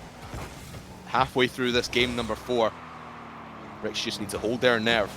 Get one more through. They know they can do it. Mike Boy, not a lot of boost. 10 in the tank will go towards the backboard. Now Ocelon picks this one up. Cash hovering in this midfield. Big shot towards the net. Will go high. Astro will play it away to this right-hand corner. And right back into the Ricks half, and back and forth we go. No one wanting to play in the midfield. It's just ping-pong up and down the field here, Danny. And with 2 minutes to go here, everyone just wanting to send it into their opponent's half. You blame them. They just want to make sure that it's not in front of the net. Don't need to worry about it as much here. And Astral's been set up. But since Ricks has been getting the goals here, Kais has stood up in his performance. Is this a new defensive meta I'm unaware of here? Back passing in front of your net, Craftman. I hate to see that one be done unranked. Oh, Ricks GG fans just covering their eyes at that play. And Ocelon, Cash just gets it in the nick of time. Thought Astral might have had the second. And Ricks GG, the defense just looks so shaky there. But again, just calm the nerves. Don't let the moment get to you. As you now start to play back towards this Oxygen half. Midfield dominance again from Oxygen. It's been rare that we've seen Ricks get anything past this midfield defense. Just all their offense coming from booming the ball upfield, and that's exactly what Mike Boy has the thought to do. But Astro, again, the rotations are just there. Farah has to save this one from Ocelon, does so. 45 seconds remaining. And Ricks on the offense, but they have to get that one. Mike Boy doesn't connect, and Farrell will have the second. This is just pushing too far up. They know time is of the essence, and they're just in the wrong position, Craftman. That's simply all that was. In Oxygen, you talk about their midline dominance. The French are well renowned for it. But when clearing from your back line, well, that was ideal, and Kaish will not like to see that one again. 30 seconds for Ricks GG to get themselves back into this game now. 3 saves for everyone on Ricks GG. 3 for Ocelon, 3 for Mike Boy, 3 for Cash. But only 1 goal on the board, and saves will not get you this win right now. You need this second goal, whoever it's going to come from. 17 seconds now. Need to hold possession in the Oxygen half. Play out of this corner. Ocelon has no boost going for this one, but tries to beat Astral on the ball, will not, and this one's just going to trickle back to the Ricks half. Full court carry required in under 0 time. Mike Boy keeps this one eye, has to.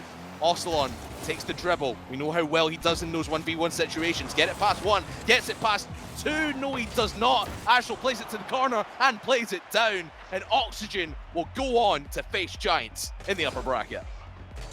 It's just unfortunate at this point there. You just look at the contour of that wall and you just thought, that's still up for a second, and it's just cruel to be, but Crafters just outright, their Auction Esports had Ricks' number. They were the better side, they were outscoring, but it was that midline was frankly unbreakable. It was just superb to watch, and we've seen Vitality do it before. Auction was much more better, and when you look later on in our schedule, it's been talking about through it as well, it might just be a point that everybody might want to improve on in their own game.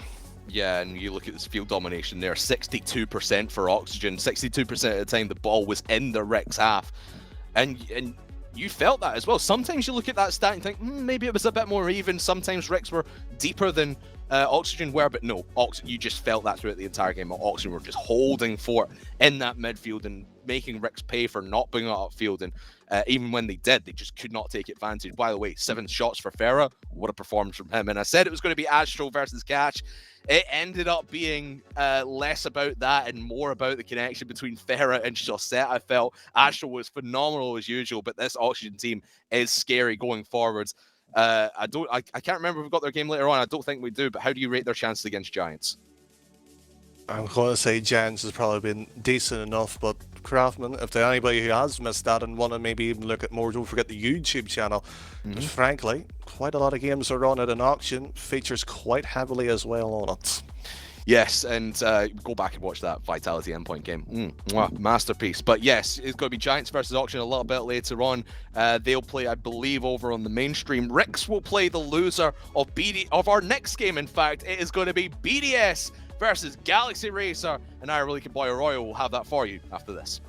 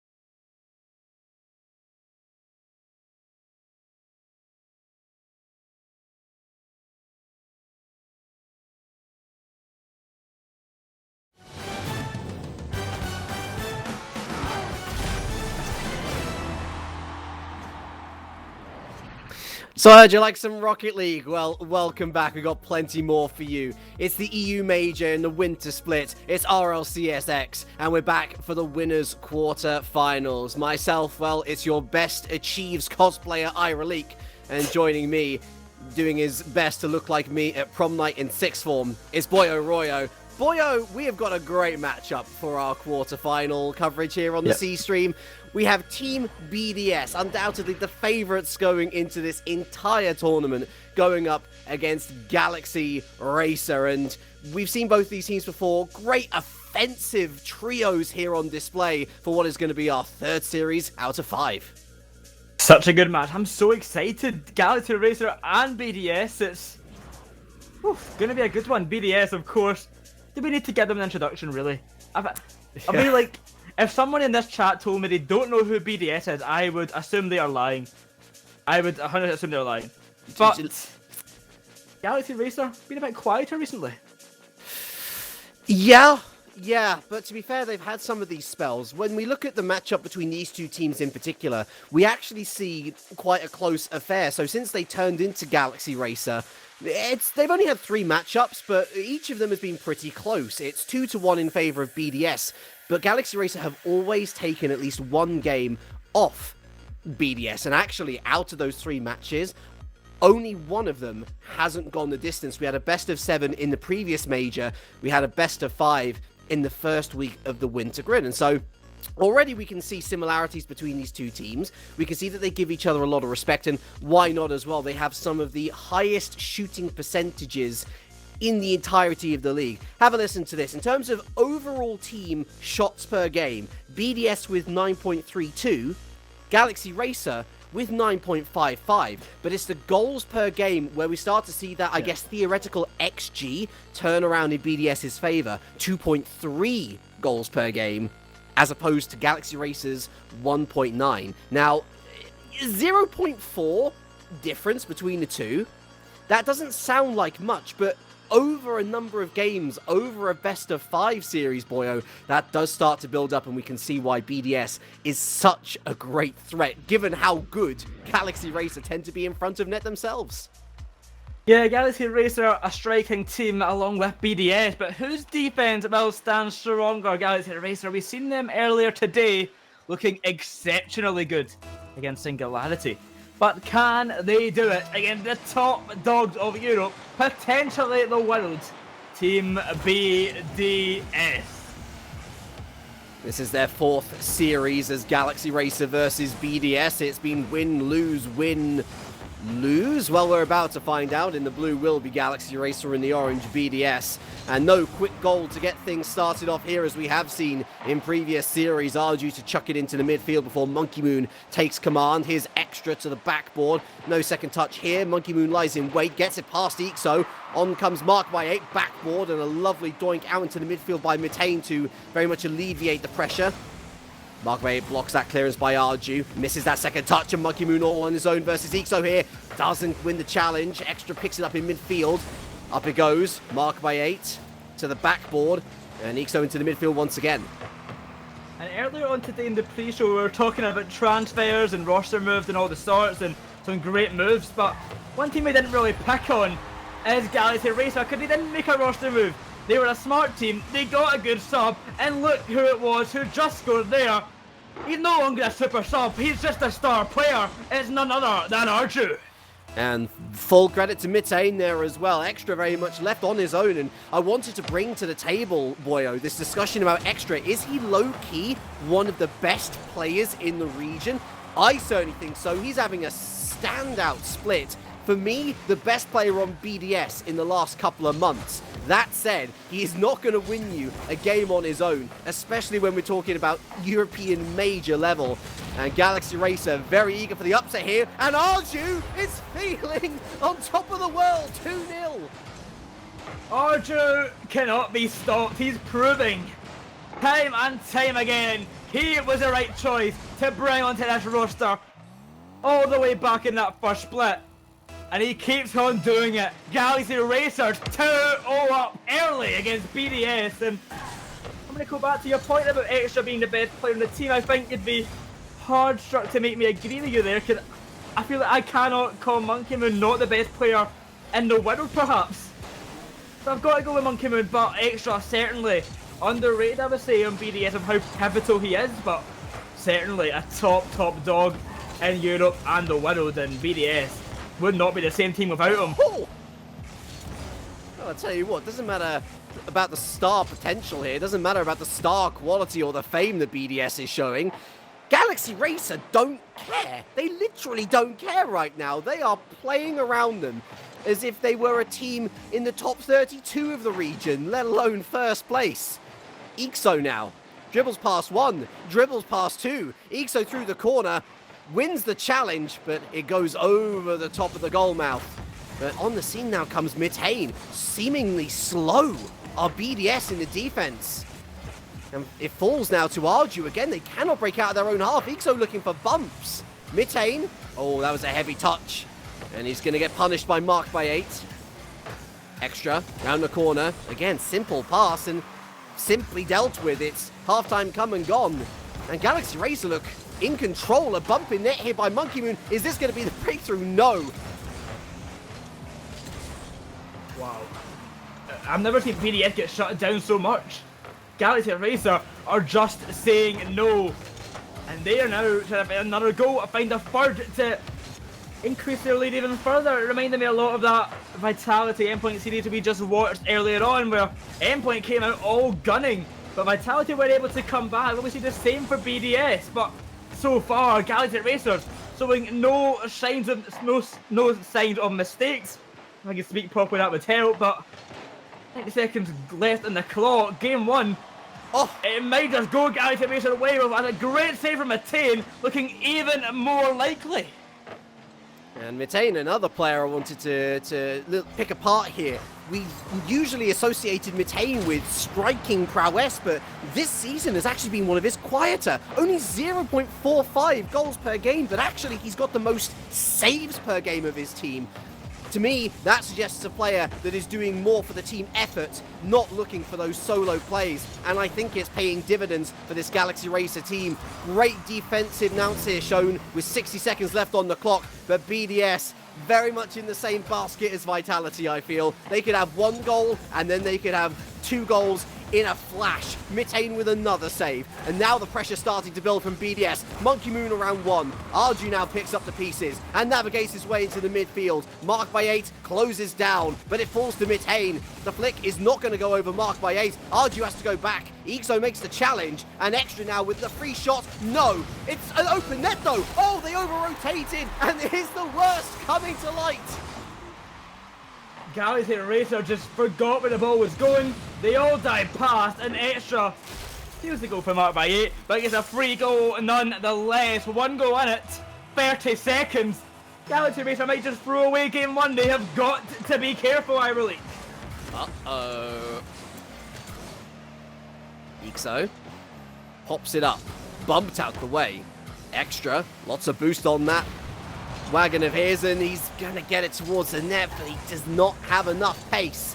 They survive another day, but BDS look eager. 10 seconds to survive. Galaxy Racer could do with an early victory here to settle the nerves. Oh, what a bump in the midfield. Mitane onto Monkey Moon. Mark by 8, left to his own devices. Goes to the top of the box, and Mitane closes him down again. I tell you what, for all of Arju's great work in the offensive third, I think that this game was won with Mitane's saves. 2 epic saves, 1 juggle, it says. Let's see the stats. 3 saves in total, top billings as well. Remember, he made the assist for that first goal, boyo. A standout game from Mitane. Galaxy Racer 1-0 up. What a game indeed. Arju, Mitane and Ixo all put in the shift, but as you mentioned, Mitane in the back line, not giving BDS a chance to get the goals. 1 lapse in the defense is all what it took. But there was only 1 lapse in defense what occurred. Otherwise, BDS could not get through the brick wall of Galaxy Racer. How do they change that, boyo? Is the simple question. I think that in that last 90 seconds, we saw Galaxy Racer very happy to just park the bus and try and hold on to the lead. But when they were looking for those offensive drives, every single one of them looked dangerous. BDS didn't know how to cope. I think they have to be more aggressive. They were quiet at times and a bit more shot back off rather than forcing the shot through. We've seen BDS get some great forcing goals. They don't allow the defense to save it. If you can see more of that, I feel like BDS are really going to challenge this next game. And I think most people expect BDS to really challenge this next game. Of course, BDS, no stranger to the lower bracket when it comes to major tournaments. They have been there before. But at this stage, against this opposition, that would be considered an upset, as well as Galaxy Racer have been doing. It's into game 2. And an early opportunity for Mark by 8. Mitane again, cool hands at the back. Extra. Booms it against the backboard. It escapes Ixo. Monkey Moon looking to go underneath. Mark by 8 with a high shot. And what a bump by Monkey Moon. Mitane performed a similar trick to deny him a shot in the last game. Well, this time Monkey Moon denies any opportunity to save the ball. It is 1-0. It's BDS. Exactly what I was talking about. Exactly what I wanted from BDS. They don't allow the defenders to save it, and that's how they're going to win. 1-0 start, but can Galaxy Racer bounce back? Mitane right away, going the distance, will be saved at the goal line. But a counter-attack possible for BDS, shut down. Galaxy Racer trying to get control of the ball. Mark by 8 says no, he's trying to make it 2, will be saved. But the follow-up, still dangerous, and it could just be in. It's in, of course it is. They were starting to turtle up. You could see already there, 2 in net. Mitane in no man's land. Ixo and Arju trying to go for that ball. Extra was simply faster. Bish bash, 2-0. And BDS immediately establish a chokehold onto game number 2. Looking a little bit lost in the woods there, our Galaxy Racer. And unfortunately, the kickoff escapes Arju. So there'll be no kickoff goal to bring it back to 1. And we haven't even had the first minute come and go yet, and already it's looking a lot better here for Team BDS. Monkey Moon in field, extra lurking. Arju deals with it and into the midfield, but again, winning these challenges are BDS, and that's exactly the sort of thing that we were expecting from them in game number 1. We didn't really see it, because I feel like Galaxy Racer just avoided the midfield confrontation entirely, and now BDS are forcing the issue, boyo. We're really starting to see their talent shine through. BDS, a slow start, but they have found their footing. They are remembered as the best team in Europe and starting to play exactly like it. But Galaxy Racer are no team to be messed about with. Arju still going all the way. The shot will be saved by Monkey Moon, but Ixo now to bring it centre down to Mitane. The shot down. The ball falls to Arju once again, trying to find this pass centre, but a big clearance away. Gives BDS a bit of time to recuperate and get in possession. But Arju, what a shot! Will be saved by Monkey Moon, but a great attempt nonetheless. The sniper scope was down, the shot was fired, but the shield was raised at the final moment.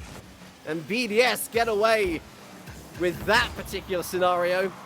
3 minutes left. Galaxy Racer still showing that they are a part of this series. And, well, if we see more shots like that, maybe they will get back into this game. Mitane. And it's Monkey Moon who takes it off him. Extra taking out Arju in the mid. And Ixo can only get it as far as Mark by 8, back into the center. Arju and Mitane having a disagreement there. Arju takes control of the situation. Ixo needed to get a bit higher. That was a good opportunity. That could have been 2-1. As it so stands, it remains 2-0 as we head to half-time. 2-0. Some chances coming Galaxy Racer's way, but nothing too substantial. Arju trying to fight his way through. Extra loses it in the midfield, but gets it back with an excellent touch. Gonna try and pass it in centre. Now he's seen Mark by 8. He'll give it to him. Monkey Moon's waiting. The ball comes centre, but Arju will get it away. BDS pouncing every chance they get to make sure Galaxy Racer have no chance at redemption. No chance to bring this game back to their favour. They want to tie up this series as soon as humanly possible. It's a lot of clock to waste here for BDS, but they're doing it magnificently. Extra. And it'll be harmlessly to Ixo, who palms it into the mid again. Nice work from Galaxy Racer transitioning out, but Mark by 8 there. Misses his touch, actually. Arju on his own. But there's enough players back. Mitane. Ixo has to readjust. He gets it on target. Triple commit from BDS. You do not see that often. But as is often the case with BDS, it doesn't matter if they triple commit. They do get away with it for now. Mark by 8 to the corner. Mitane in field. It's a shot on target, actually. Ixo was bumping in net. Good idea from Galaxy Racer. Still no goal to show for it. Goal yet to be scored for Galaxy Racer. They're hunting hard, but they cannot find the opening. And BDS might just find another extra. Just freestyling with that one there. It will be saved, and Ardrew gets it away. Good 50-50 with Monkey Moon though, sends it out to Mark by 8. A chance for BDS to make it free. It's Mark by 8, looking for the bump on Ixo. Oh, what a bully he is. Ardrew bails him out barely in time, and a counter-attacking opportunity now for Galaxy Racer. They can't find anything of it, but BDS, you don't need to bully him this hard. That was just class from Mark by 8. Oh, and Mitane! Oh, he whipped it, and you know, I don't blame him either, because I was expecting that to be hit away as well. No player got a touch on the ball, and that would have also been 2-1. Galaxy Racer have had their opportunities, but again, I bring you back to that 0.4 goals per game difference between the two teams. This is where it starts to build up. BDS have put their chances away. Galaxy Racer have not, and they need a goal pretty much now, or game 2 is going to be BDS's. Time running out for the team in blue. They might get a consolation here, perhaps, or not. Team BDS tie up the series. Can't even find the consolation. With that game said and done, the series all tied up. But can Galaxy Racer find their footing and find themselves another win, or will they see BDS dominate from here on out? 7 shots from both sides. We talked about the 9 shots per game then being pretty much tied in that department. Well, they're being consistent with that, with being tied at the 7. Just BDS a little more clinical. Yeah, and immediately the one person that stands out there without a shot on target, therefore, is Ixo. And I can't help but feel like there's perhaps a bit of nerves creeping in. More often than not, I was seeing Ixo further back than I would have liked to have seen him. He's a very talented lad, that one. He's got a lot of performance to show here in the EU Major, but he needs to be bold. I've seen a lot of courage from Ardrew, I've seen a lot of courage from Mitane, and I just feel like Ixo needs to be on that same wavelength. Don't think about it as Galaxy Racer versus the best team potentially in the world. Think about it as Galaxy Racer looking to progress forward in the Major. Doesn't matter what team you are up against. You're here for a reason. And Ardrew, yes, they are, to show them exactly why, gets an early goal, 1-0. Well, there's the reason right there. As you mentioned, the reason is partially Ardrew with shots and plays like that, putting Galaxy Racer to an early 1-0 lead. And let's give him full praise here. He had to read that and also predict that the 2 players in net were not going to get there. Outstanding goal from Ardrew. And here comes Ixo. It's a shot towards net and Mark by 8 forced into a save. That's going to give Ixo the world of confidence. From the top of the box. Oh, it's to the crossbar. And Mark by 8 helps it on its way. Mitane now takes it to the top of the box. Second touch off the backboard. No second touch this time. Ardrew in field. What a cute little dink there, but no commitment from Ixo. And it's too late from Ixo. Not on the same wavelength. And Mark by 8 punishes him. He just finds his way round the oncoming defender. Mitane can't make it back. And that lead that Ardrew done so well to get is quickly taken away. This is what I mean. It was a lovely, cute pass from Ardrew, and had Ixo committed to that drive, we would have been talking about 2-0, and now we're talking about 1-1, and this is very much the difference as Mitane whiffs, Monkey Moon wins, Extra shoots and he hits the bar. Oh, Galaxy Racer inches away from going 2-1 down in the space of 30 seconds. Monkey Moon on his own, and Ardrew able to get a piece of it. Round the corner, marked by 8. No, not going to reach the corner even, as Mitane brings it into the midfield, wins that challenge as well. Who's on the scene? It's Extra. Everyone else forced back for boost, and Ardrew forced into another late save. Oh, what a pass! And to marked by 8, he hits the bar. It's another shot on target, and finally Extra finds the way through. 2-1. Things are heating up in the BDS offense. The demo hit a goal. Mitane couldn't see a thing due to the smoke screen. He just had to wait and pray, and his prayers were not answered as BDS take the lead once again. 90 seconds in, 2-1. This team looking unstoppable, but can Galaxy Racer just find that stop sign? Can they slow down for just a moment? History has played out as we expected. Oh, Mitane does so well, and Arju does even Oh, better. wow. What a save to deny BDS a third goal here, and he goes right up the other end. Tries to go underneath Monkey Moon, and Mitane actually wins a great challenge against Mark by 8. Ixo keeps them pinned in the orange half. But finally, BDS able to breathe a sigh of relief. But yeah, Galaxy Racer have already lived up to expectations here. They've already taken their one game in this series against BDS. But things starting to go the way of the rest of history now. BDS with that positive record against Galaxy Racer, and they're looking to make it even larger. Mark by 8 lurking. Mitane closes it down at the corner. Mark by 8 into the center, but it's just Ixo there, who picks it up on his own, flicks it over one, takes it to the corner, gets a second touch, and now Mitane has to try and win over extra. Kind of does, brings it into the midfield, but it's too slow, and Monkey Moon pounces. Ixo gonna get the ball away, look for the touch on it, beaten by Mark by 8, double commit by Audrey and Mitane.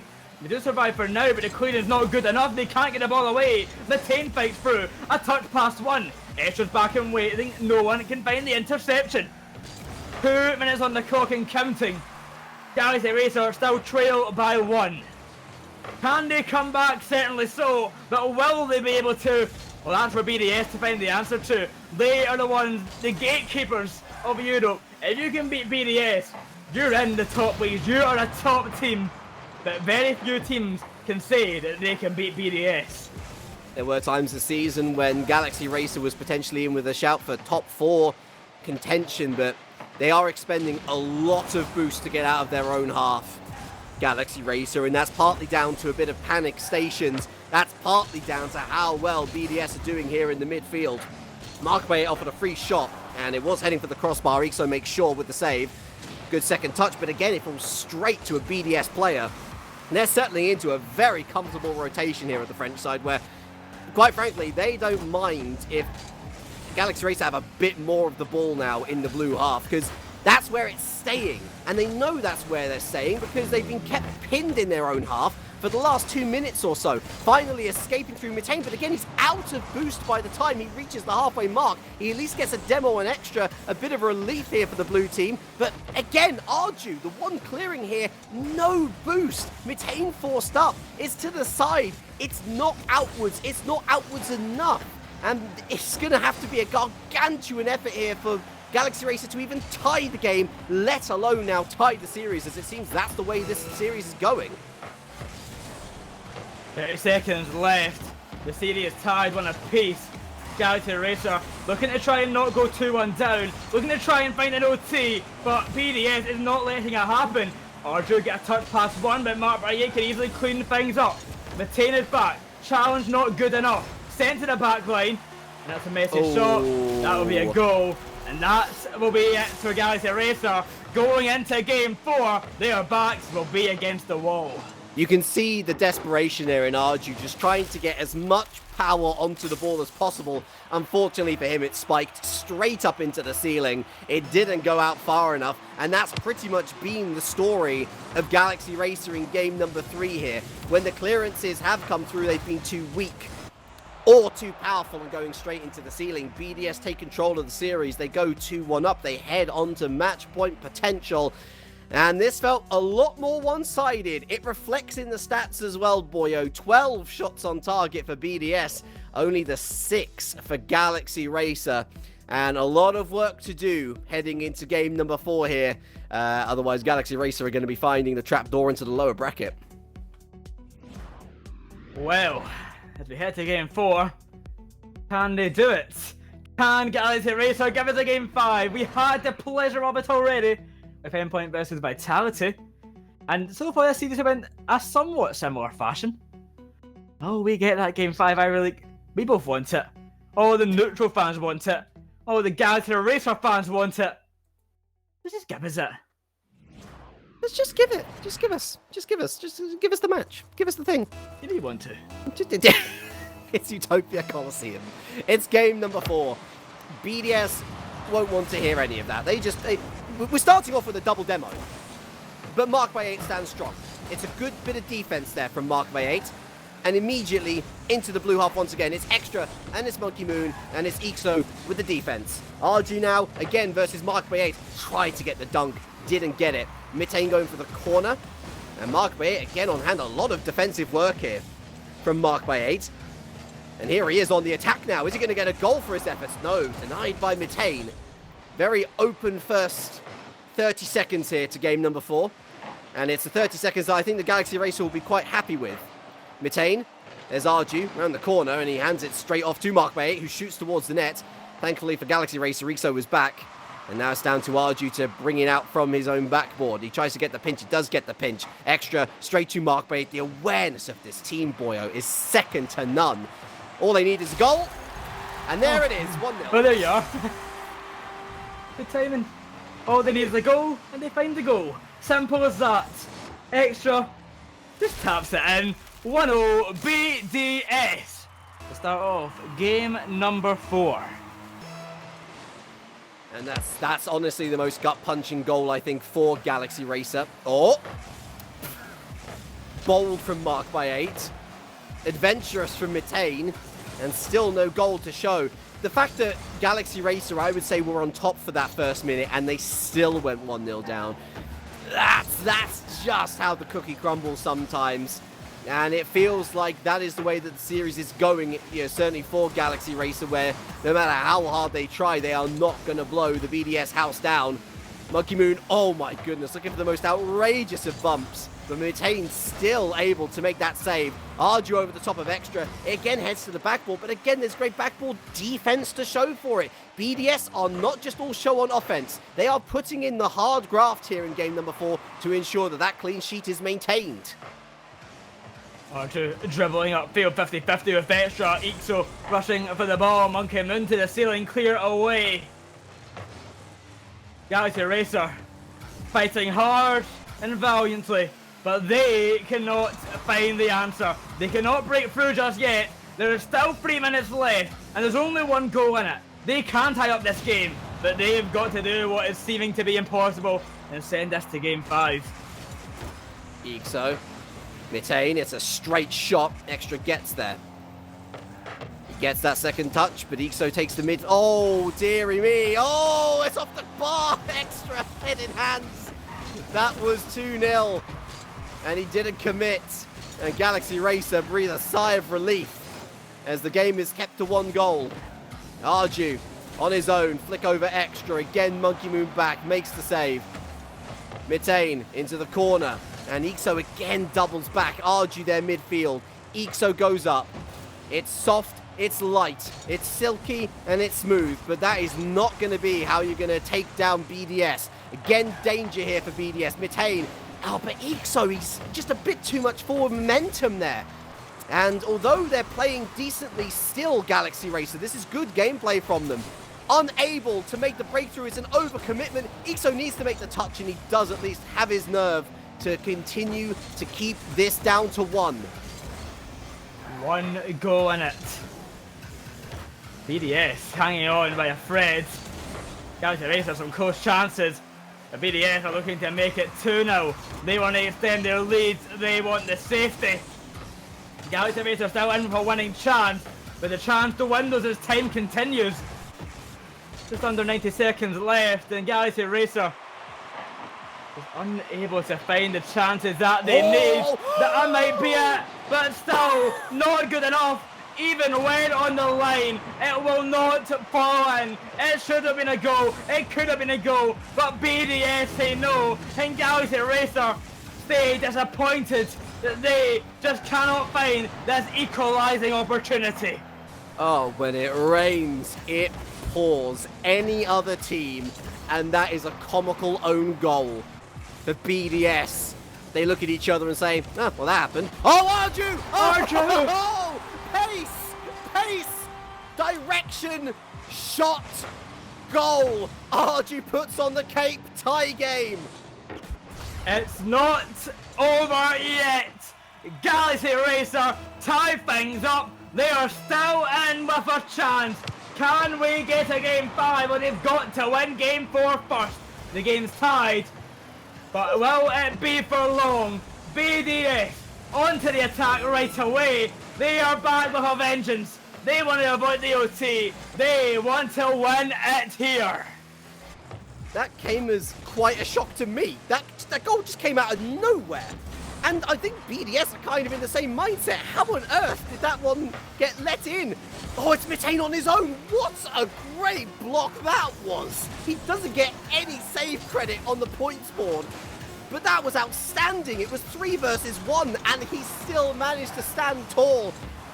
Is it going to be overtime? Oh, it's marked by Ace, and it's Mitane again at the near post to make the save. BDS want to finish this, but they're not going to do it in regulation. Overtime, game 4.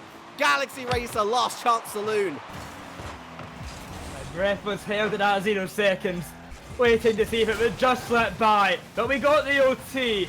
But will we get the game 5? Marked by Ye, missing out in the clear. The team will leave it for Rixo, rising high, trying to go past. Cannot find it way past Monkey Moon. And the team going to be sent to the back line. Up high it will be sent. Following up for the touch. Extra dropping it down. What a pass, but what a save by Arju. Ixo's there to clean it up. Finding his clearance away. Monkey Moon will shut it down. Extra to challenge. BDS are so quick to the ball that clearances are so hard to get. Not for the want of trying here, Galaxy Racer. They have put on one heck of a performance to try and stifle one of the best teams in the world right now. Arju, and he's marked by 8, defending as he was in the early part of Game 4. Monkey Moon, the boomer, to hit the backboard. Mark was looking for the touchdown. There's an interception there from one of the defenders. Extra goes high now, and Ixo bangs it away into the midfield. Lovely clearance from Ixo. Arju trying to help it on its way, but Mark by 8 taking out Ixo. It's now 1v3 again, and once again, Mitane gets the important touch. Extra has to go wide. He finds Mark by 8 though. What a goal from BDS to shut this game down. I thought he was forced wide, and he was, but Mark by 8, right place, right time, fresh boost pickup, beautiful placement, beautiful goal. Team BDS win the series 3-1, and Galaxy Racer are sent to the lower bracket. What an ending goal! BDS say no, and they move on. In the upper bracket, well, Galaxy Racer will have to go to lowers. And a fight will be continuing for them, as they'll be facing Rex GG later today. And you know BDS, they'll be facing Team Vitality, I believe. I'm just taking a look at Liquipedia. Of course, go find Liquipedia, folks. The wonderful Lucas updating everything. So indeed, our first semi-final confirmed. Then Team BDS versus Team Vitality. Team Queso falling to the lower bracket. We're going to see them later versus Guild Esports. We are going to be seeing Team Singularity in a little bit as well. Who their opponents are going to be, we don't know just yet, but it'll be exciting nonetheless. Let's have a little chat, boyo, about Galaxy Racer, though, who fall to the lower bracket. They're gonna face Rix GG, and I'd rate their chances, honestly, because I think they played extraordinarily well for a team of their caliber. On another day, a couple more of those shots go in. Of course, that potential comical own goal that we were looking at in Game 4 as well, that potentially goes in, and we go to Game 5. Didn't happen today, but they should be proud of their efforts. They should be so proud of themselves, and I think they're going to make a pretty good run in that lower bracket with how they have looked so far today. But, with that said, BDS, they take the win. Unsurprisingly, they will face Vitality.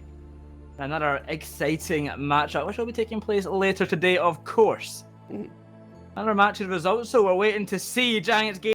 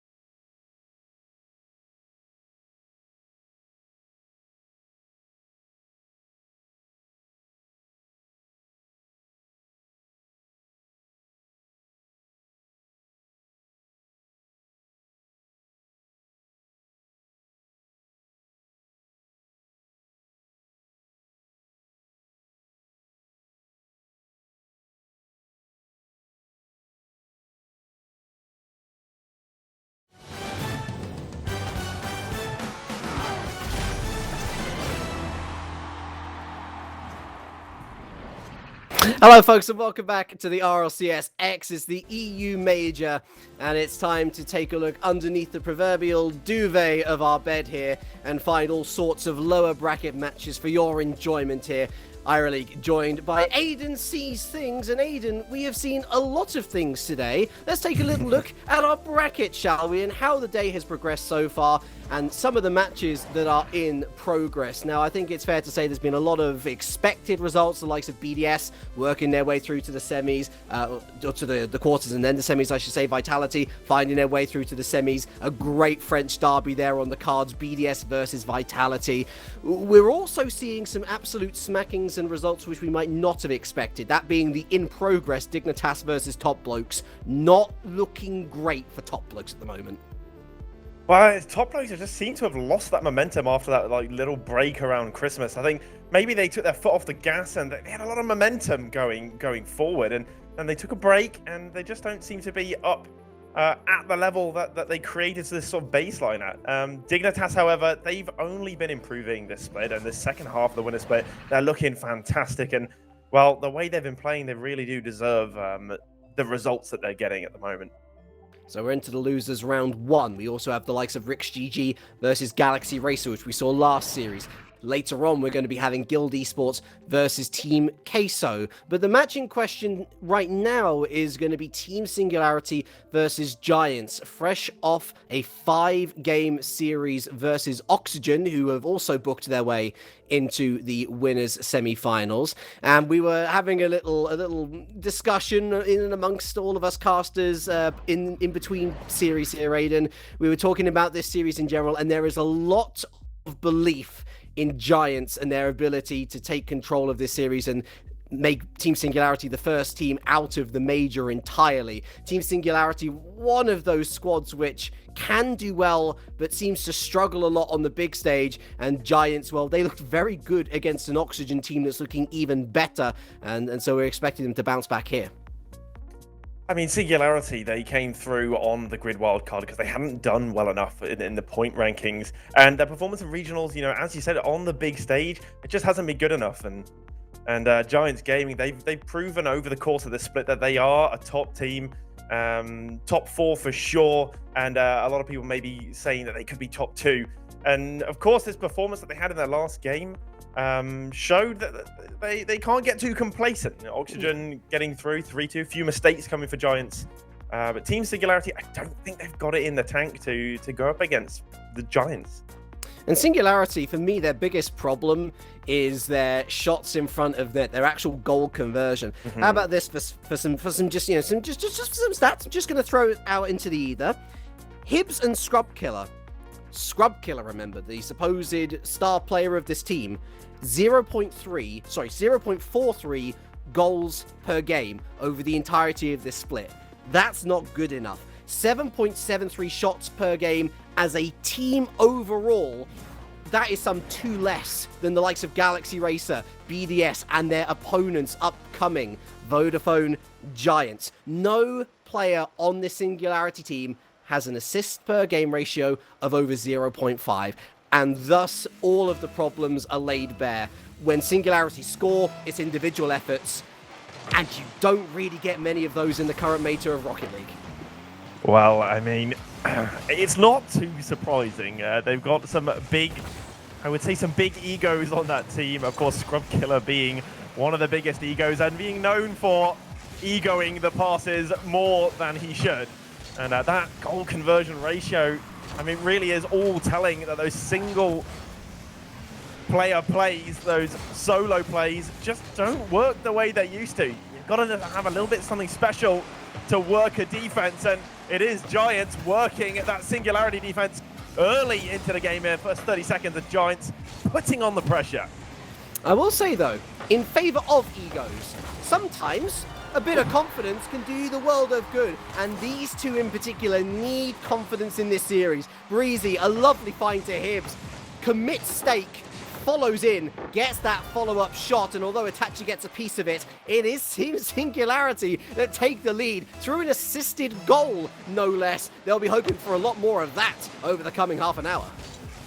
Oh well, they only have you to thank, because that you were giving the advice. They're probably listening in, and they're going, "Oh, good point. Maybe we should try and knock the ball about a bit more." Look at that, 1-0 for Singularity, and it is Scrubkiller on the attack, playing that to the backboard. Hibs just lurking in that danger zone.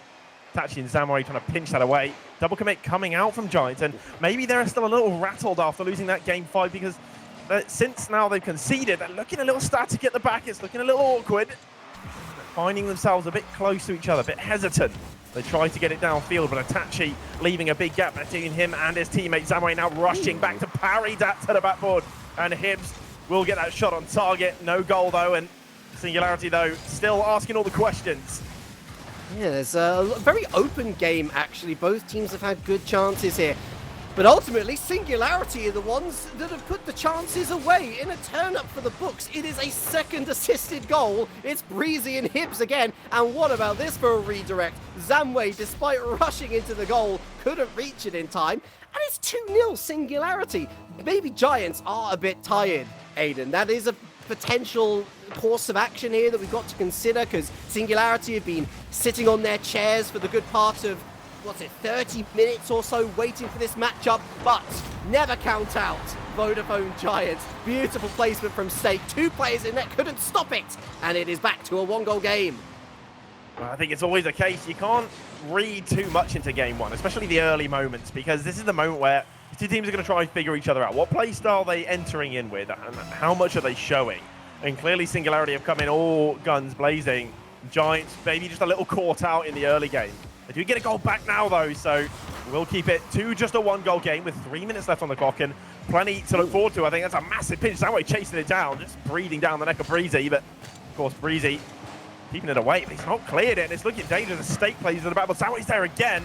Blocked by Hibs to deny Giants equalising. But Giants seem to be the more dangerous team at the moment since getting a goal back in the game. It will come all the way back down to their own half, but Stake not really challenged. Scrubkiller and Breezy both backing away, looking very hesitant in the back for Singularity. Zamway searching for the corner to follow it up, puts Breezy under a bit of pressure. Stake underneath, looking for the centre. Scrubkiller up early for the challenge, and now Itachi to take over.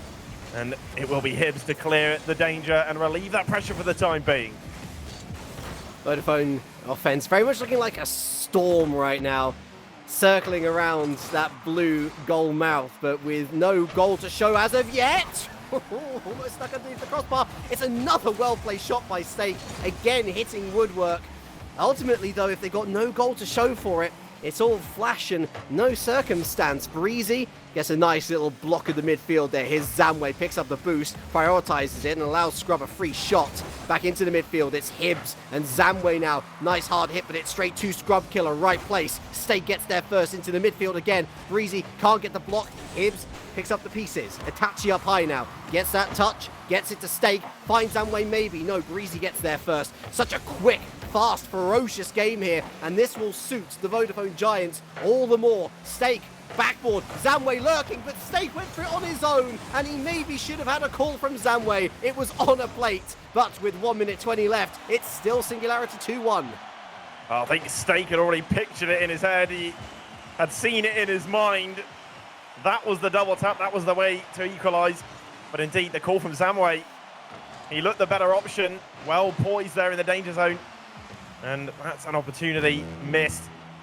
Giants, though, have been well in control since they found a goal back. Some of the passes a little wayward. They're still struggling to find each other the way they'd like to. And the awareness not fully there, but they are challenging Singularity. Singularity doing very well, though, to keep this 1-goal lead.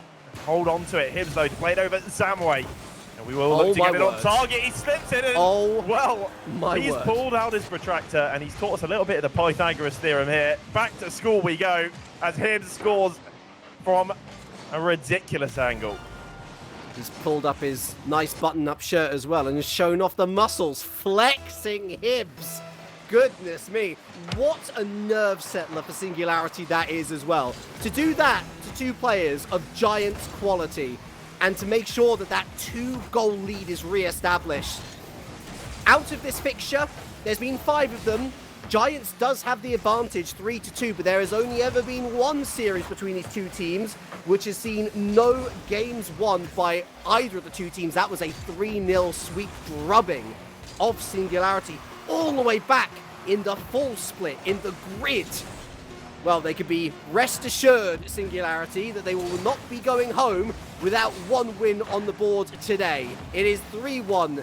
Unless there is one last goal, I don't think it's going to come, though. It goes all the way down the other side of the pitch. It touches the grass at last. Singularity take the lead in this series, and deservedly so as well, Aiden. They looked convinced. They were finding each other with some great passes. I think it speaks volumes that Scrubkiller was honestly the most quiet out of that entire team. Hibbs and Breezy coming to the party, showing why they are RLCS players. I mean, absolutely. I've seen Singularity. They came out the gates firing, and at that first minute and a half, they were by far the stronger team. Vodafone Giants, I think, taken by surprise. And of course, Giants coming off the back of a 5-game series against Oxygen, and they looked a little fatigued and maybe not ready to and not adapting quickly enough to Singularity. Singularity having that time between series to, maybe vibe a little bit in free play and talk about their upcoming opponent and who they may be going up against to adjust mentally already. Whereas Giants have to do that immediately in the game one. Giants, though, having good periods of the game. They did control it at times, and there was a good minute in which they piled on the pressure and really looked dangerous. And somehow it was that when that third goal came for Singularity, it was really against the run of play. And it will be interesting to see how this develops into the series in this game two now, with Giants, seemingly have found some way through Singularity, just not converting. Singularity, of course, holding on to this momentum with that 3-1 win. They are indeed. Oh my goodness, Snake trying to sneak it in near post. Scrubkiller gets a vital touch, but this is a great start from Vodafone Giant. Finally, a misconnection allows Singularity to breathe a sigh of relief. Zamway out into the middle, straight to Hibbs. He gets demoed for his troubles, but Scrubkiller still lurking. Was looking for the pass back to Breezy. Itachi nicks it off him. Itachi straight with the shot on target. Hibbs forced into a save now. His stake, another misconnection. A challenge one is going to fall to Breezy's front bumper. Itachi, the touch to the side. He's not going to get another block, actually. Stake's going to take over from here. Infield, Zamway finds him, looking for the touch off the backboard, but dealt with nicely by Hibbs. It is a much better start for the Vodafone Giants here, Aiden, but that all said and done, still no goal for them. Singularity holding strong. Well, he talked about shooting percentages, and it was Singularity who had the lack of goals for shots taken. But it seems to be Giants at the moment that are putting shots on, creating opportunities, but that final product, that end product, seems to go missing. And, well, Zamaway, usually the one that is firing, been a little quiet so far. I would say that at times. Comms just missing for Giants. Opportunities wasted. But they are really causing some havoc at the moment at the back. And State looking for Zamaway. Just couldn't find him. Cut out. Well defended by Singularity. They saw the pass happening. They cut it out. Made sure the attack couldn't be completed, but now State down to Zamaway. Zamaway misses. Itachi doesn't want to go. A bit of hesitation. Didn't want to take that risk as third man. But that's another opportunity for Giants, but they just couldn't finish. And once again, they come close. And you're wondering how Singularity are holding on to this 0-0. I am wondering. I want answers, Aiden. I want answers now. Still they hold on. What a defensive effort here from Singularity. It just keeps on coming to the Vodafone Giant wave. Happens, but still no goal, and Scrubkiller allowed to finally break away. He loses possession though. Really not great from Scrubkiller, and this is surely it.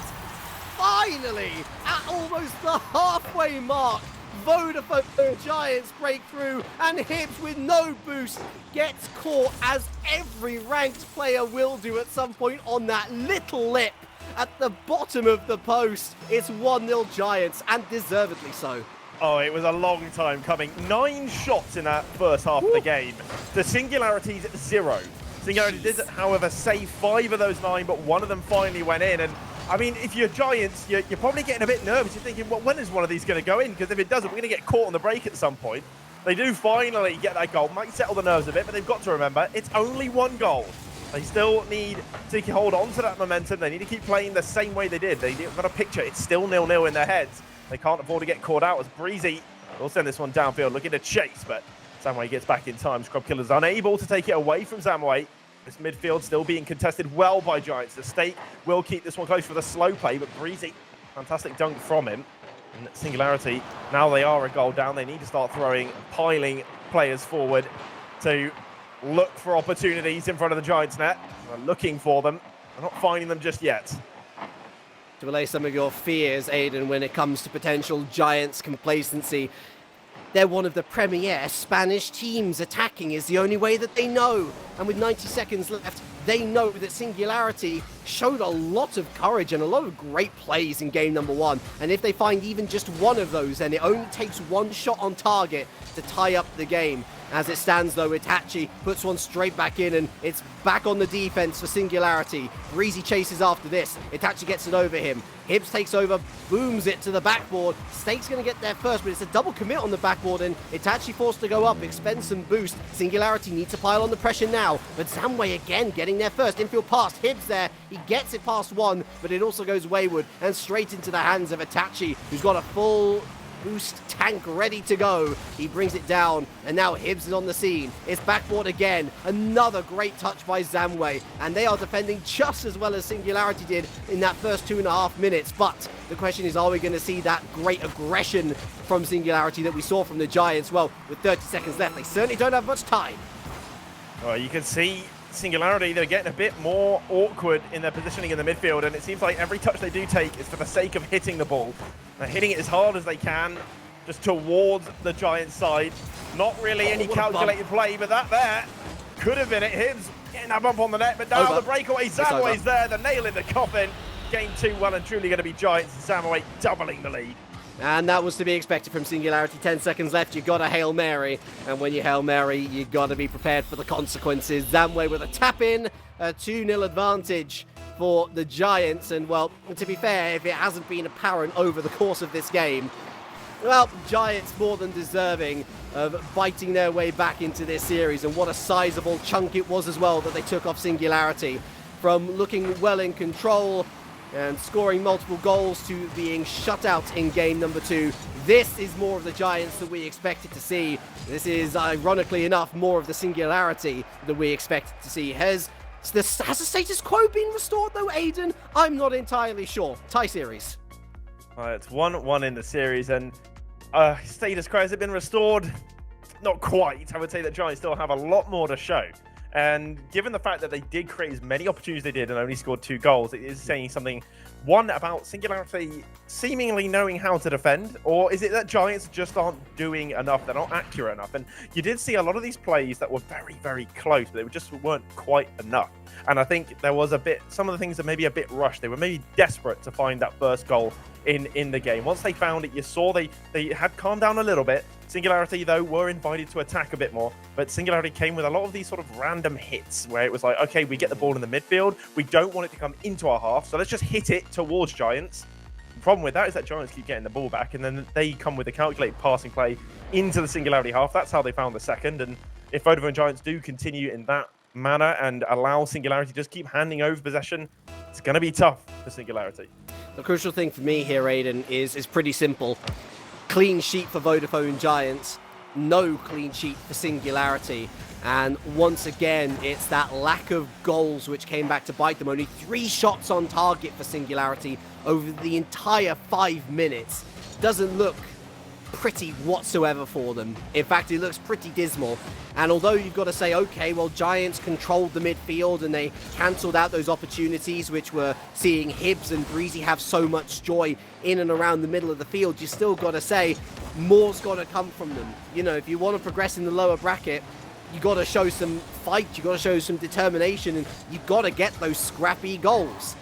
And none of them came, and it never looked like it was coming either. And so into game 3, Giants most certainly the favourites, most certainly looking the better of the 2 sides. But a breakaway here for Scrub Killer. He's not got much boost in his wagon, but he does get the demo, save the last one back. Oh, that's a lovely pass, and that is a lovely goal. Hibbs and Breezy connect again, 1-0 Singularity.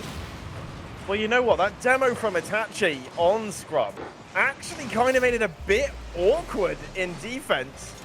And for Stake, he sort of had to boost back down because he'd already pre-jumped the flick. and that left him sort of a bit out of the play. And then the play came back, and Tachi was again out of position. A fantastic pass, great way for Singularity to take the lead. What you were saying earlier, though, is that Singularity, the goals weren't coming thick and fast enough. That was very close from Stake off the post. Vodafone Giants, win or lose, they're a team that like to score a lot of goals, and if you're not trying to outscore them, well, Giants will probably be the one to outscore you.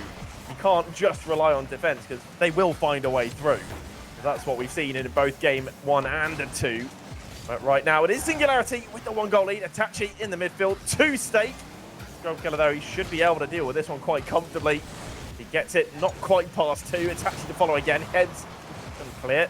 A little bit open at the back. Scrubkiller trying to close down that space, will do so. Comes back in the middle again, and it's looking awkward at the back. Hibbs with the save. Somewhere you got to pop that. Itachi to follow. Beautiful. It's on target. What a save from Breezy. Keeps it out, and Singularity holding on to this 1-goal lead. We can say what we want about the Singularity offense. You can only applaud their defense today. Lovely pass from Scrubkiller, finds Breezy on the sidewall, round the corner, but the defense is back in place for the Giants. I've had the pleasure of commentating on this team since, back in the RCD Espanol days, back in the Tox era, back in the Rival Series era, and they are a team that has always loved to play, but if there's one thing you can't separate from this team, it's Game 5s, and they love them. They always love them.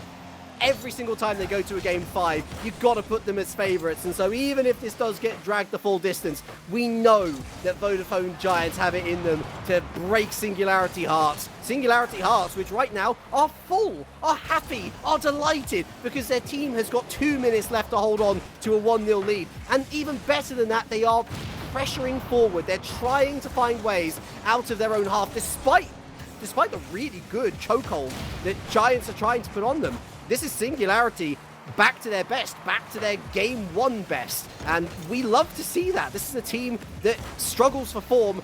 Maybe they've found the key ingredients. Yeah, another great save from Hibbs. The deny Itachi was coming at speed. Stake gets up very close, and again, the shooting percentages for Giants. It's the crossbar again and again and again. They're putting shots on, but they're not putting them in, and time slowly ticking down. 1.5 minutes to go. We know that's plenty of time. Rocking Itachi with the flip reset, gets it past Scrub. Breezy, well poised, gets the catch, and fortunately so, because Hibbs was very close behind him. He beaten, got round 1. It would have maybe got round both. Itachi now to the backboard again with speed. Zamaway gonna just leave that one for Stake, because he's got a bit better space, and Hibbs again is gonna cut this out. Singularity, they just don't seem to be allowing Giants any room to move in their half. As soon as they come into the Singularity half, Singularity are pouncing on them, closing them down quickly.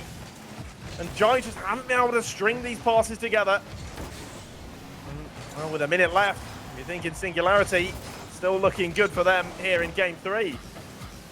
For all that flurry in the opening minute or so, Vodafone Giants, they've had their chances, but they got to do better. They know they got to do better. They've gotten past the Singularity defense before, just 5 minutes ago, but for whatever reason, it's now come to a bit of a halt. And again, it's that midfield battle which has swung the other way, the pendulum moving in favor of Singularity. Can Stake break the deadlock? No, Scrubkiller stands strong. Zamway, you see Stake in field. He at least wins the challenge over Hibbs. What a pass to Itachi, but he's in a bad place to get a good shot off, and it very much rolls over Zamway, that ball. He at least gets back, he at least gets it into the blue half again. He's not got much boost. He tries to go infield, he tries to stop it with Scrubkiller. Stake goes up for Itachi, he can only keep it upward though, not towards the net in any way. And that is Singularity back in the driver's seat, Aiden. 2-1 in the series, they're on to match point. And they do have a clean sheet of their own. 1 goal is all they needed. Much more constricted chances overall for both sides. It worked in Singularity's favour though. Yeah, it's starting to look like a repeat of the Giants' previous series against Oxygen. They are down their opponent on match point, and they need to win 2 games back-to-back if they want to take the series. They couldn't do that against Oxygen. I know you were mentioning earlier they're good in the Game 5s, but perhaps today is not their day. And to be honest, I was surprised already when I saw Giants come down into the loser bracket. And I thought I expected Oxygen to see that. I was watching that game and I thought, this is Oxygen playing some boring Rocket League. There wasn't a lot happening, but I actually think this might be Giants' issue today. They don't seem to be able to get that ball into the middle, into the danger zone. They're struggling. They get caught out on the side, and they're not finding any inroads. And it seems to be Singularity doing a great job here, as Oxygen seemed to have done in the previous series Giants played. They're just not giving them the space in the middle. Right now, it's match game 4. This best of 5 with Singularity up on the match point. They just need one more win to maybe see Giants as the first team out. I'm going to be honest with you, Aiden. This might very well feel like a Giants issue because it's a clash of styles. Now, that was A, a very good effort for Itachi, but also B, Oxygen do well when they play simple. Yes, they've got that star factor in Astral, and that's another good shot, but again, they're straight shots at net. What Vodafone Giants rely on generally when it comes to their style of play is that teams are going to be as expansive as they are, that they're going to match the pace that they go at, and that's why Singularity struggled to cope with them when they did go ahead. They got faster and faster and faster, and Singularity couldn't touch them. But if the other team's ahead, and if they start to turtle up, if they start to go all defensive, Vodafone Giants don't tend to have an answer through that because their goals come through pace. And if they don't come through pace, then often they don't come at all. And so here we are in a situation again where it's 0-0. Singularity quite happy to hold on to as much of the ball as they want. They've had some decent opportunities from Giants, batted away. It's been decent defense, as we have seen from Singularity throughout pretty much the entirety of this series. And it almost has a Game 5 element to it, Aiden. It almost has a Game 5 element, because I think if it does go to Game 5, then they will start to panic. If it doesn't go to Game 5, well then Singularity have won. It's as simple as that, and Vodafone Giants don't have to be worried about ever again. Well, some classic points that you do make. And, you know, we were talking earlier about how Singularity like the solo plays, and that's allowing them to keep 2 men back, and say about teams turtling up, and that's what Vodafone Giants struggle with. Could very well be the bogey at the moment. And then Scrub Killer on the attack, chasing Stake down. Stake will keep this one close. And he get it round Hibbs. No, Hibbs going to get the dunk. It's on target, not quite. And Itachi, he looked beaten. It also was on the wrong side of that post. Giants struggling to, again, find the net. Had the chances. Few shots early game. But now Singularity making things difficult. The double commit coming out. Scrub Killer, though, hesitant from him. Only thought Breezy had this one. A bit of a breakdown of communication, but Singularity staying with the play. Here's again, denying Giants the outroad, outer defense. And they will get a lucky bounce. Itachi onto the end of it with the double tap down to the backboard. Stakes there. Oh! It's off the post again. And the finishing is just not there today for Giants. The pass out from Itachi to Zamaway. Played behind him. And is this going to be another attack that breaks down? Can Stake find a way through the double to get it past Stake? Itachi's there. Great save by Scrub Killer. And Breezy going to keep this one close to play it out. 2 minutes left on the clock, and Giants yet to find a goal. Not for a lack of trying. They've had the opportunities, but they just haven't had that final product. Again and again and again, they're going to be asking, how have we not scored here? 0-0, 1.5 minutes remaining. It almost feels like astrology is against them at this point, Vodafone Giants. How have they not scored a goal? Itachi, it's again an aimless ball up to the backboard. They're feeding on scraps right now. They do have good moments, but Singularity have defended. And Itachi there with a lovely ball back into the midfield. Breezy is going to put it up to the sidewall. He's going to chase, but it's going to be Stake there first. Zamway lurking. Flicks it up over one. Scrub Killer helps it onto the backboard, and a lovely pass to Hibbs. It's going to go all the way down the other side of the pitch. Right back to Stake. Right back to square one. And he loses possession immediately. Zamway isn't able to get a touch there. Itachi has to clean up, but not before Scrub Killer comes onto the scene himself. It's getting better and better for Singularity. Vodafone Giants starting to panic. It's Scrub Killer again. Gets closed down. Picks it up once more. Got a little bit more boost to work with. Blocks it, and Hibbs was bumped out the way. Zamway, great game reading there to ensure that no shot came off his front bumper. That was a fantastic bump here. That looked like it was game over for Giants. That bump coming at the perfect time. And with 30 seconds left, again, looking at the shots. Singularity have had 4. Giants have had 9, and it's remained 0-0. Giants definitely seeming to be a little bit desperate as time goes on, but that's a great reader again. Not there, it's on target. The save from Scrub keeps them out. Giants, they keep asking questions, but they don't have the answer. The lead at stake of all the shots that have gone in, or could have gone in. This is the one, Stake just with the drop down. Hitachi fortunately didn't need to touch it, and it seems to have been enough to fake them out. You know what, Aiden? Scrub Killer did exactly the right thing. He did exactly the right thing. He was expecting Itachi to get a little flick onto that, and he would have been in the perfect place to save it. Oh my goodness! No. Oh, it's a buzzer beater off the kickoff! And Hibbs and Breezy combine again. Scrub Killer's defensive heroics are not in vain. We go to overtime, and Giants cannot get Singularity off their back. You just got to hold on for a few seconds, boys. That's all you had to do. Giants, if this doesn't rattle them, I would be very impressed. If they come through this game, but it is now open at the back. Stake on the end of that nether. Scrub Killer couldn't get control. Great flick by Itachi. Saw the challenge coming from Breezy. Now the redirect, it's on target. But Scrub is there again. And Singularity holding down the fort. Is it going to be enough to take the series here in game 4? Giants very, very frustrated at the moment. Stake is there. Infield pass denied by Breezy. As they now retreat, the double commit coming out. This could be awkward. It's actually looking for Stake. Breezy going to bump him out of the play. Will get a touch, though. He's managed to stay with that ball. Samuel just waiting for this one. And that first touch was very, very poor. That 50's gone very well for him. They're attaching there again. Denied once more by Breezy. And, well, a team full of solo players. And turns out, in defense, they are a fantastic team. Giants have not found their way through there in this first minute overtime. Once again, wondering how they haven't managed to do so. They're playing a little bit differently, I'm noticing, Giants. They're actually going for setup and shot. Setup and shot. But the problem is that their setups have been quite easy to read so far for Singularity. Scrub Killer to beat Itachi in the midfield. But there's no follow-up here from Breezy. Stake looking for Zamway on the far side. He misses a connection, though.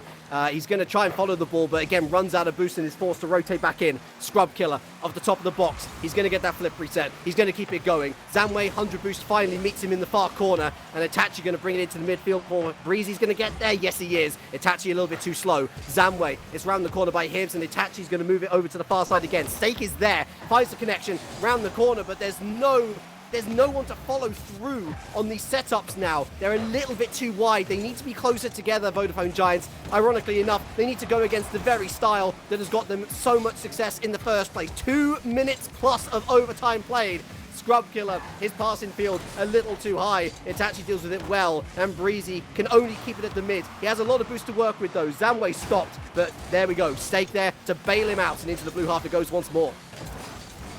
Well, we're reaching almost 2.5 minutes in this overtime. And right now, Scrub Killer sitting on 6 saves. Before this series started, I was talking with yourself and some of the other casters about how I'm really not a big fan of Scrub Killer, but he has shown today he can do what is needed at the back, and 6 saves going to be very, very important today. Hibbs going to play this one up with the follow, doubling off the ceiling. Breezy's there with the follow. Fantastic save by Stake. I don't know how he's managed to read that. Scrub Killer there with the pressure. Samurai just about gets something on it. Singularity now with the onslaught, putting Giants under siege. Hibbs is in again. Very, very quick from Singularity. Breezy to try and find a way over Samurai. Will parry that out wide, but Stake tries to take control. Trying to go into that 50 on Scrub Killer. Won't win it as Hibbs is allowed to come into the challenge. It's not a good clear from Samurai. The drop down from Scrub Killer. Looking for someone in the center, but there's a breakaway here. It's not on target. Stake's messed it up, and that open net miss could be very, very crucial in the swing of things here in game 4. 3.5 minutes into this overtime. It remains at 1-1, and neither team finding that go-ahead goal. Has Itachi got it in him? Fantastic bit of work there, a bit of magic that they needed, but again, saved by Scrub Killer. Oh, what a game! What a series! Did anyone have this on their best series of the day card? I don't necessarily think so. We've got to give so much credit to the Giants there. That was so much good pressure from Singularity, and they held on with minimal boost. Zamway at the shot towards net. Another save from Scrub Killer. How many is he going to have racked up after the course of today? He's finally run out of boost, and Zamway palms it back into midfield. Almost like a volleyball match at this point. Set up, spike. Set up, spike. The question is, who's going to hit that ball to the ground first? Zamway has to go up. Oh, and he gets a good read on it as well. Hibbs lying in wait, though, in the shadows. Scrub Killer taking out Zamway. He's going to have to respawn. Tation out of whack currently, but Zamway able to pick up the boost and able to get the clearance as well. They got confused in what they wanted to do, Singularity. It's Zamway! It's Zamway! What a goal on his own! Mechanical God! 4 minutes, 34 gone, and we're heading to Game 5. It's only taken them 20 shots to find 2 goals. I mean, I think you jinxed this series the moment we started talking about shot percentages. Singularity, oh, they can't shoot and score, not a third. No, apparently it's Giants. Apparently Giants. But that defense from Team Singularity, I think they went in. Scrub Killer said, you know what the strategy is today, boys? We're going to build a wall and we're going to make Giants pay for it. And with those 8 saves, he is showing exactly what he means with that. But you know what? As much as I've been quick to say Team Singularity, your defense has been brilliant. When Vodafone Giants, there were so many questions of that defense asked, and especially around the 2-minute marker of overtime, they had little boost to work with, precious little, and their rotations were what saved them. They really came in clutch with some great reads, some great plays. I'm thinking of that Zamway bump, for example, that stopped, I think it was Breezy from having a straight shot at net, and ultimately that is what saved them. Yes, it took an individual effort through Zamway to break the deadlock, but here they are, Aiden. They're at Game 5 with all the momentum, and Team Singularity, they have a lot to be proud of, but they've just got to take that final extra step to put this Spanish squad away. What a Game 5 in prospect. It is absolutely mental Game 4. Both of these teams were, for periods of the game, under immense pressure. You said it, the low boost plays, the rotating, the positioning, because you only need 12 boosts to make a save, but you do need to be in the right place at the right time with the right amount of momentum. And it seemed to be always the case, apart from the 3 goals that did find a way through. But given the amount of shooting that went on, the amount of saves, the amount of blocks, crucial plays from both teams. And this Game 5, if it's anything like the last, will be incredibly spicy. A series deserving of Champions Field. Is it Scrub Killer's time? He's denied. Reezy over the top of one, not going to get past Zamway. Big save from the tiebreaker, and look at that, Breezy still in the danger zone, bumps Itachi out the way, and it's Hibbs and Breezy again. This combination working wonders. I mean, just finding that way through. And Singularity take the lead again. And you said it, once Singularity take a lead, it's hard for Giants to find that way back. They can turtle up now. They can defend the way they did in Game 4. All the saves, they have showed they know how to defend. They know how to get the blocks. Giants now trailing, backs against the wall. It's Game 5. They do have 4 minutes to go. It's plenty of time. But can't waste any of it. Precious 4 minutes. And Singularity, well, they're still going to come forward here. They're still going to try to find that comfort, that cushion. Only got the 1. They will want a second because they know that just 1 goal isn't enough against Giants. Oh, bumps plenty. Oh, hello. There was attempted bumps and more attempted bumps, and Zamway and Itachi somehow able to fashion their way out of the defense. Stake. And Giants now very much on the back foot. Breezy there infield, looking for more bumps. They know how to rattle this squad. Beautiful pass back. Shot goes wide from Scrub Killer. Here's Itachi now. Gets that block, but Breezy keeps the forward momentum going. Zamway, Itachi has to get a touch on it. He does. Here goes Scrub Killer. Gets there first. Scrub Killer not able to get the touch, but Breezy's there. Tries to shoot low. Tries to shoot near post, and still can't squirrel it in. 2-0 was there for Singularity. They weren't able to take it. Are they going to regret that come 3 minutes? Well, it's an opportunity missed, but Zamway just somehow seemingly able to extend himself there for that save. I'm not sure how, maybe had a word with Inspector Gadget, and that one, Scrub Killer's denied that. It was in the upper 90. Perfect placement, maybe quite enough power, but you can't really wrong that shot. It's Scrub Killer again, denying Giants, and that wall holding true. Stake to himself, can't find it over Breezy. That ball going to remain in the midfield. Hibbs Taking a pop at net, but that was a little bit of a weak effort.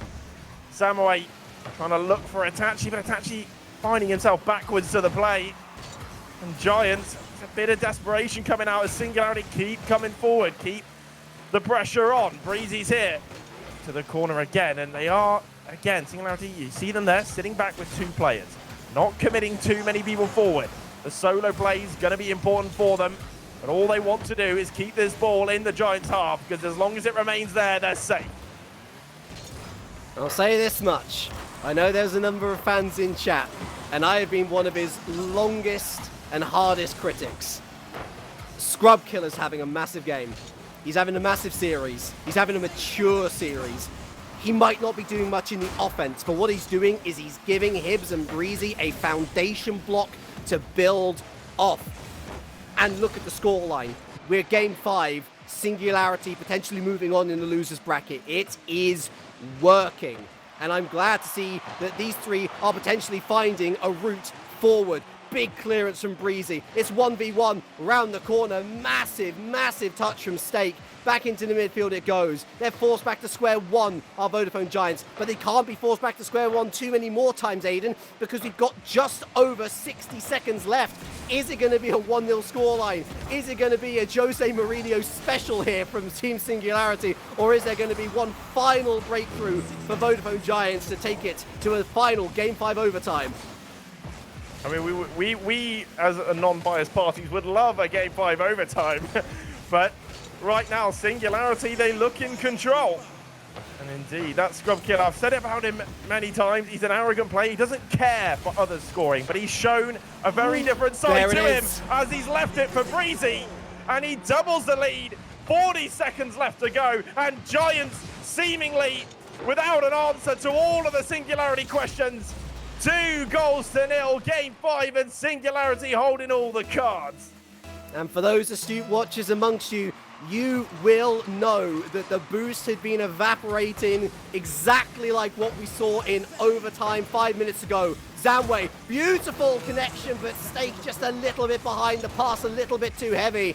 They have to find a goal very quickly indeed, Vodafone Giants, but I don't think they're going to find it. If they do find one, how they're going to find 2 is beyond me right now. Itachi infield, Stake, is there one there? No, Scrub Killer again. Guess who? The man has truly put on the superhero costume for Singularity, and he has said, no more, no more. Giants, bye-bye. 3-0, Game 5 victory, and Giants are out of the major. And that is unbelievable. Giants, who arguably have been one of the top 2, top 3 teams going into this major, they get knocked out by the grid wildcard team Singularity. And Scrub Killer, well, he's proving his critics wrong. And I know you said it yourself, critic of Scrub Killer. I've long time been a Scrub Killer critic, and today I've actually been very impressed by him. This is a completely new leaf for him. Seeing him defend this way, to forego the ego of being the man that has to chase all the time and score all the goals and have the offensive impact. Now he showed that he can be the star of the show while sitting back and making all the saves, because he laid a foundation in front of his net. He kept Giants out, and well, it's really, really shown to be the difference maker here. Team Singularity taking Game 5 3-0, take the series 3-2, and Vodafone Giants indeed crashing out of the major. Dare I say, I'm sure Danny might disagree with me. That was a very Cookser-esque performance from Scrub Killer. Yeah, he didn't do much in the offensive there, but what he did was everything else pretty much. And if you're a player with that much quality, sometimes that's all you need to do. There's no need to flex and show off that you're a 1v1 god in the final third, because if that comes at the cost of the stability of your team's rotation, what's the point in doing it in the first place? Giants are going to be gutted. They're going to be galled. We expected this team to go further. They did not. I think they just came up against 2 teams today, against Oxygen, against Singularity, where the styles just didn't suit them. 2 Game 5 defeats for Giants. They are the first team out of the major, but we have one more team to decide here on the C stream, and it's going to be between Guild Esports and Team K. So remember, if you haven't watched that series, if you join late, Be sure to check out the YouTube channel, The Rocket RB on YouTube. You can find it with the exclamation mark YouTube command in chat. We'll be back after this. It's Guild versus Queso coming up.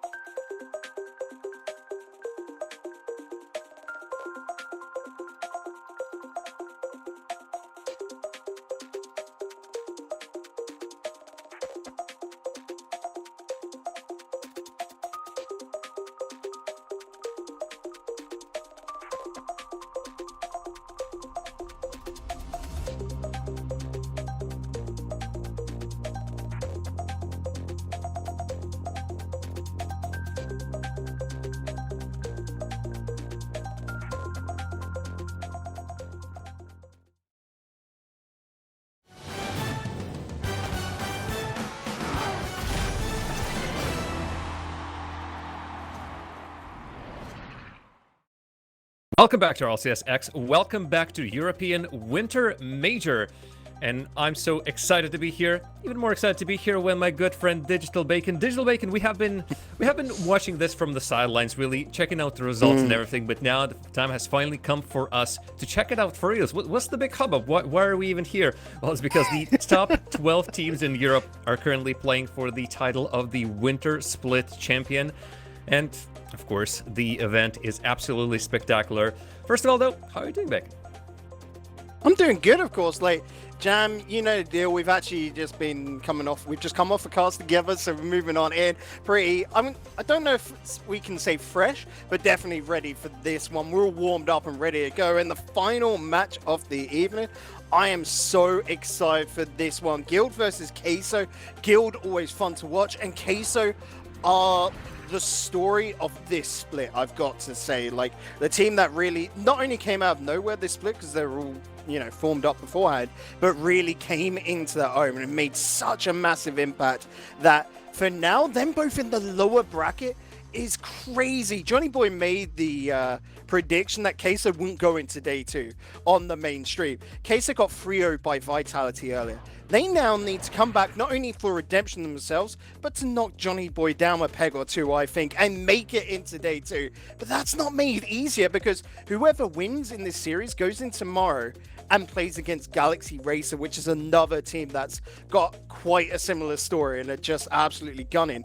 Coming into this, BDS, Queso, Giants, Top Blokes were the ones to get the favorable seeds, but for me coming into it, I was thinking you're going to have Galaxy Racer, Queso, or BDS, maybe Giants coming out in your top 4 spots. So we've already seen madness, haven't we? There's some crazy stuff. Of course, Rigs GG and Vodafone Giants are 2 teams that are already out. And after this series, 2 more teams are going to join them. On this stream, of course, it's going to be either Guild Esports or Team Queso, previously Magnifico, if you're not familiar with the new name.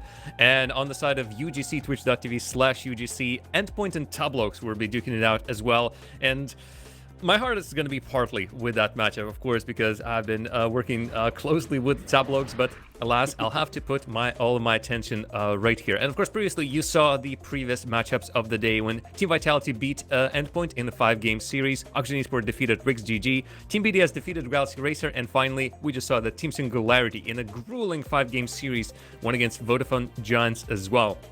And if you look at the performance of the teams that we're currently seeing, Guild Esports lost 2-3 to Dignitas, while Team Queso, as you mentioned, Bacon, that 0-3 defeat versus Vitality. Most importantly, though, defeat where Team Queso have not scored a single goal. But let's start talking about this matchup, Jam. Team Queso versus Guild, and it's got to be said, all the stats favor Queso on this one. Guild's a bit of an up and down team. They're weird. We were talking in the the chill room, the green room beforehand, and saying that Guild can chop and change between games, not series. So Guild have really got to hit out of the park today, because by all means, I think for many at home, Queso are the favorite team to win this one, right? I would not be surprised if that's the case. Yes, Guild have much more behind them. Again, Noli and Tho have been together for a really long time. They're super combo, honestly. One of the best duos on the European scene. Devo joining the team have only made it stronger, so they should be growing in strength. But unfortunately for the whole of RLCS X, of course, again, minus that change from Scrubkiller to Devo, Guild have not really been performing on a high level. They haven't dropped down so much as if to raise questions of what are they even doing in RLCS X, but they've never really hit the highs either. I believe the only big event that they have won was one of the grid weeks. Past that, never really saw them in the top stages. Well, we're seeing them now. Team Queso in the blue and Guild in the orange. So much on the line right now. Survival in the major. Making it on through today, tomorrow. Who comes out on top? Team Cheese or the new lads in Guild Esports making big plays. Starting off in Rocket League, of course. 30 seconds gone by and formalities, of course, between each other. Guild looking to just cement themselves in their opponent's half. But Jam, not a massive amount of control over the ball. I think they're just testing out their opposition right now. Team Kesso is playing very pushed back, and it allows Gil to just send some exploratory shots, just like Demensa did on Devo. And this works. It really works. Again, this is opportunities for teams to test out what defense is looking like, how they're going to react, and whether we can just get a freebie by somebody going over for the ball too hastily, or making a touch that benefits us greatly, and another one rattles the net. But Atomic and Team Kesso are still standing strong. Nolly on the ball. Big clearance looking for though, and it is does so much, but Atomic holds the line, coming in so clutch. 50-50 and Devo win it on out. Demensa sends it on high. VK in a very difficult position there, and Guild pushing further and further into the Queso half, making their life so difficult. Nolly, Devo, not going to be able to send it the whole way to net. The pass up, but though, too late to that one. Interesting, that's a pass, and of course, though, goes for Noli, not for a solo play, but for his teammate. I'm very sure at this point, their understanding is unspoken. They know where one another is going to be. And on that pass, though, Noli have absolutely left Team Kesso defense stranded. Vamos in the chat, and the Guild spam is rightly so. Devo in the air, he's going to look to quickly transfer it to a second. No, the leave, the fake for low, and that is a beautiful second goal for Guild. Didn't have to wait too long for the second goal either, setting it up perfectly. Look at that, doesn't get any cleaner than the touch. Team Kesso perhaps expecting something else. You get absolutely faked out by what Guild Esports is currently showing. A brilliant way to set it up by 2, and if Noli wouldn't get bumped out, he would have had a clear run towards the net straight off the kickoff. Disallowed on the line, post coming in clutch for Guild as Kesso now fired up, absolutely angered by those two and want a bit of the action themselves. Nolly with the 50-50 will send that out deep, and VK winds up massively on that one. To me, I look at it and go, he had so much time to play with. Going into it early, a waste of boost and resources, but they haven't lost control of it just yet. Perhaps Queso's plan is just to keep control of the ball. I don't know if it's going to work in the long run, especially when Guild are running rampant. Another wave of the emotes, please, chat. There's no way for them to keep control, because Guild are able to slice their way through the defense of Team Kesso like a hot knife through butter, through the center, through the flanks. There doesn't seem to be an avenue that Guild cannot exploit versus Team Kesso. And the longer this game goes, the less expected. I'm looking at Team Kesso and thinking, this is not what I'm expecting from Team Kesso. This is not how I remember them. Team that has some of the best scoring results. Again, if you just look at Atomic, has been their top goal scorer, one of the best goal scorers in the league this winter split, period. And he has been quiet. His team has been quiet. All the while, Guild Esports are just going through any old way and scoring any old goal. Does feel more like Kesso's Swiss cheese here. Holes rampant in the defense, coming in clutch though. Keeping them on out. 130 left in it. But attack after attack, these clutch saves cannot be relied upon. Kesso needs to start their own formation, start controlling the game more, get the macro going. Demensa is able to get that touch, keeps on the line, but Atomic not able to win over the second attempt. Though on the wall with a clearance downfield, Atomic got connect with VK on this one. He's so far away from it. Nolly coming in with speed. Easily one for him. The opportunities for Team Kesso are there, but Guild just have that doubled and then some. It's like there's really, honestly, feels like there's one team on the field that really are getting any chances. That, of course, is Guild. Team Kesso, their opportunities came and went, and beside that last one that we just saw, I couldn't remember a single one. Guild just increases the lead even further. Their pressure is too much for Team Kesso to deal with. Atomic doesn't even know what to do on that wall. He just falls to the wayside and says, well, this one's over. Maybe we'll get into the next one. But chances are dwindling down. This is only best of 5. It is indeed, and it's looking scary at the moment. No one here wants to see a sweep. Perhaps a reverse sweep. Don't know. Right now, we are seeing a Rule 2 between Demensa and Devo. Those two locked on in. Not just letting go of each other. No commitment issues there. Good boys. There you go, it's over. Still, They got bumped. Devo breaking that Rule 2, Bacon, I would say that is still a curse. Usually you get cursed if you break it on your own, it then gets back and bites you. But removing your teammate from it as well, I'd say that warrants something bad going Guild's way, one way or the other. But a 4-0 win, a confident showing in the first match of the series, and again, in a series that both of these teams have to win. This is the lower bracket match. There's no more chances. There's only one more day of major remaining, one way or the other. So either you are getting everything done right now and forget about the disasters of the upper bracket, or you're out for it for good, and everyone's going to be asking questions. How did you get here, and why are you the first team out?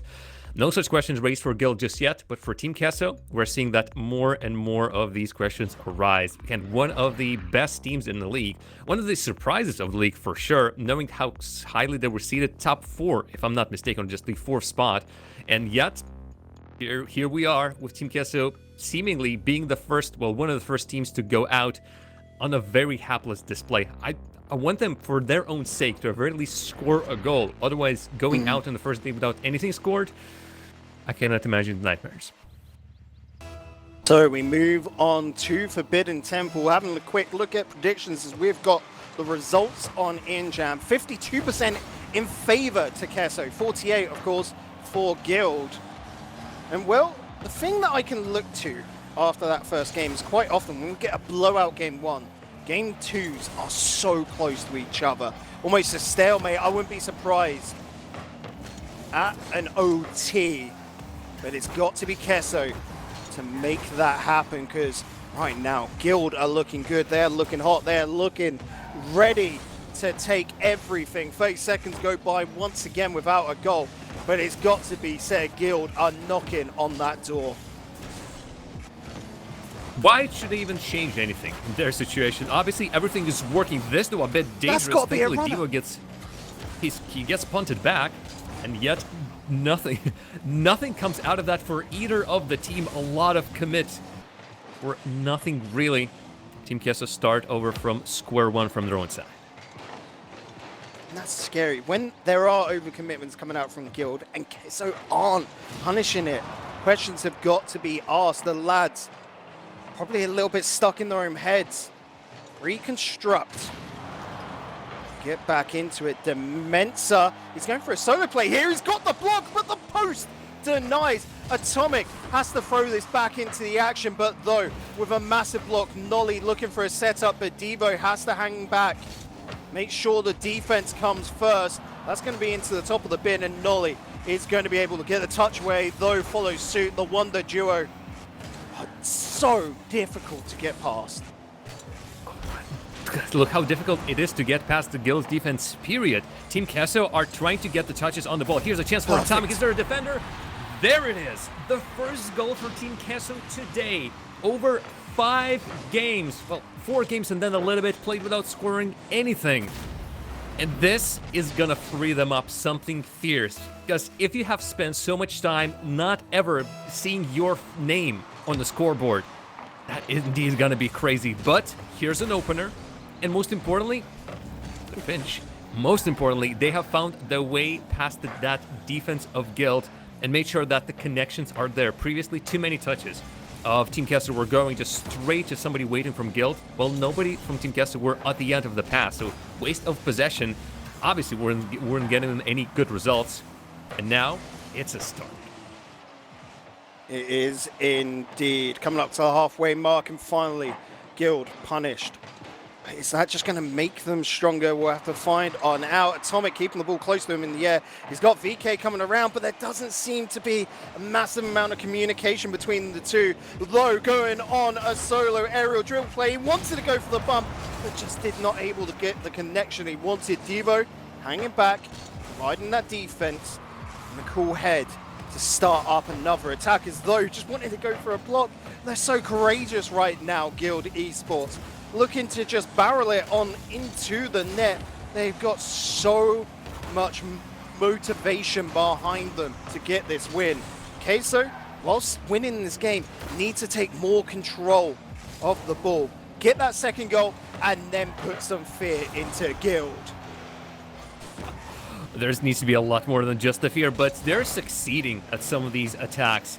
Both teams so far seemingly, oh my goodness, VK Sailing finds himself in the middle of the field with the net fully at his mercy. His team delivers just that atomic, what?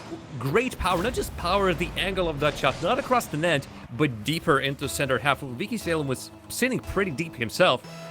Allows for Team Queso to open this game up even more, and that's still all through the fact that Guild are pushing hard constantly. Their prolonged attacks from the Guild side, which test out Team Queso by one shot coming after the other. Whereas sequential, slowly one-by-one attempts to get through. Guild so far wasn't able to work out of that one, so Team Queso is incredibly happy that not only they've stopped their opposition, but only had to onboard themselves. Good touch from Nolly. It's looking to get back over to Though does get a very unique and interesting touch. And Devo looking to run, but he's just thrown straight into the hands of the Mensa. These lads not looking to keep the ball for long. Tiki-taki play. Mensa, can he get the touch he needs? No, and that's dangerous. VK's called into question, though. Looking to charge and beat VK to the ball. That's a bounce out and easy for Atomic to pick up. Nolly back in defense, holds strong. So much back and forth between these two teams, Jam. No one being able to get, I would argue, a secure control over the ball, but of course, what's more secure is goals. And well, Queso have got two of them. I think the most important bit is here, both the teams are trying to play fast enough as to not give a chance to their opposition. And as such, of course, every single touch of the ball is to move it somewhere. With that, unfortunately, comes the problem, you cannot really hold on to the ball as you're trying to shuffle it across the field as much. Whatever it might be in the end, Team Queso have those goals, and even if they don't have the control, they definitely have the lead. Definitely going to have the win in this match as well. Bounce back, something that they desperately needed, knowing especially how hard it was for them not to find just one goal, but to find two in this one as well. No buzzer beaters, no momentum swings for Guild either. A tied series, a Team Queso, who now should finally be spreading their wings and saying, alas, witnesses, we are Team Queso. And I think for a lot of Queso fans out there after seeing the 3-0 in Game 1, that is going to be a sigh of relief for Guild. I don't know. I can't ask the players, but I'm sure for the fans at home, are you scared of Queso? I don't think yet. You know, we're moving on into, I hate the trope, but the effective best of 3 now. There's nothing really separating these two teams, Jam. They're so close, and I think the real series starts here, where we're going to see Guild being quite cautious of those overcommitments. Now we've seen Devo stand back quite often, but it comes down to Though or Nolly stand back as well. And then Queso have finally got their groove in attack, and we're going to see some awesome Rocket League here. Undoubtedly. I did not expect anything less from the Winter Majors, and these two teams are expecting nothing less out of themselves. Look at that starting pass. I saw this from a mile away. It seems like Guild has also seen this from a mile away. If we do try to separate them just a little bit, Bacon, the fact is Team Queso is still not having the best of the days. Guild have put Dignitas to Game 5, and this is a new and improved Dignitas that is feeling the power all of a sudden with their lineup. Team Queso, I wouldn't necessarily say that they're doing, well, we all clearly saw that they're not having a good day today. So just based off of that, forgetting even the previous matchups and everything, Guild seem to have at least one small upper hand in the series. Perhaps that was it. Queso One just less needed upper to hand get in their the series. first win. Their first game, Jam, in this major. And now, they don't drop one. They're going to just keep charging on. First goal in Game 3 goes to Queso. And now they are looking like the strong cheese that we expected. No holes in this block. As the Mensa, he's going on a mad run. Devo does cut it on out, and now Nolly, you've got to run, lad. You've got to counter. He needs assistance, though. He's up there on his own. big mistake coming out from Atomic, and Devo granted the opportunity to follow through, though looking for Nolly, but Demensa, well played to cut it out. Atomic bringing it back down into Keso's control. You can see the small passing play between the Spaniards. Unfortunately, Jam, it comes to nothing. Well, feels like in that situation, it wasn't even the passing plays. It was, we need to make a touch, so Guild doesn't. And with their combined efforts, I would swear all three of the players got some form of factor in moving that ball out of their own half. But with those small little touches, they moved the ball away from their own half, did not allow Guild to immediately take any touches. And that's enough relief pressure to let them stay afloat for just a moment. But here come the demos. Here comes the more opportunities. So now the other way around. And if Demensa doesn't even need to touch anyone. Look at that. All three players of Team Keso ended up in the net of the Guild. One through this demo, one through his absolutely smooth play by VK Salem, who does not leave Devo even a single chance. And of course, that net was completely empty. I'm just surprised that Team Keso were so closely bunched together that in the end they all ended up in a net. Oh, for God, I can only imagine the loudest Vamos ever heard. As Keso are now feeding it. Guild gotta pick themselves up. It's only been 2 minutes. 3 still remain in this game. And this could be the moment to turn the tide. Nolly with a clearance as he's connected with Devo. Beautiful, but where's the follow-up? They're trying to run before they can walk. Guild need to connect with each other because right now they're just throwing the ball away. Start looking shorter. Yes, it's a good idea to play with all this space, but if you can't get to the ball, what's it all worth for? Is Nolly looking for the pass, much better out to though. Atomic drops it down beautifully for Salem. Short passing plays in defense to make sure that you don't hand the ball on over to your opponents. It feels like that this would be the answer for Guild indeed. Try to not boom it and hope for the best, because Team Keso are so adept at controlling the ball and sending it back to the sender. Guild should really need to try something smaller, a move onto the attack that involves not just one player, but everyone on the team. An infield pass. All I'm asking for Guild is just one infield pass, and I think that's gonna do you wonders. I think Guild are trying to be too fancy with their setups, and they're looking for these insane aerial shots, like these obscure angles. But no, go back to the basics. Like you said, infield passes aren't a bad idea, because relatively speaking, they're quite easy to pull off. You've just got to have the lads set up in the right formation. Nolly does get a good block there, and Atomic with the clearance. VK going to be able to beat Guild to the ball, and though, slow it down, lad, and then pick up the pace. At this current moment, you can see Keso are just so comfortable, Jam. Actually, a moment ago, they looked a bit nervy in their defense and feels like seconds away from a disaster as they keep on putting more and more players on the attack with for nothing but a simple touch. Here, though, this just crosses the whole field. An Atlantic flight from Demensa to get to the end of that ball, then put it on target. The angle, tremendous. The opportunity to save this, absolutely non-existent. A 3-0. I think this is Team Keso already celebrating, putting themselves on the match point. You say they look nervy, but that's just because Keso's playstyle favors those jump across nets, those almost clutch saves just continuously. So by... Oh no. And he almost had the save as well. But this is what I'm saying, Bacon. Nervy. Obviously hard for Atomic to make this, going back with ball bouncing awkwardly. But this is not a goal you should be conceding at this stage of the game. I propose that Nolly planned on that. He knew the opponent was coming in for the block, so just let it roll. Nearly a goal coming out from VK there. A good response to show that they've got the fortitude. They're not dropping another, and this attack just keeps on coming through.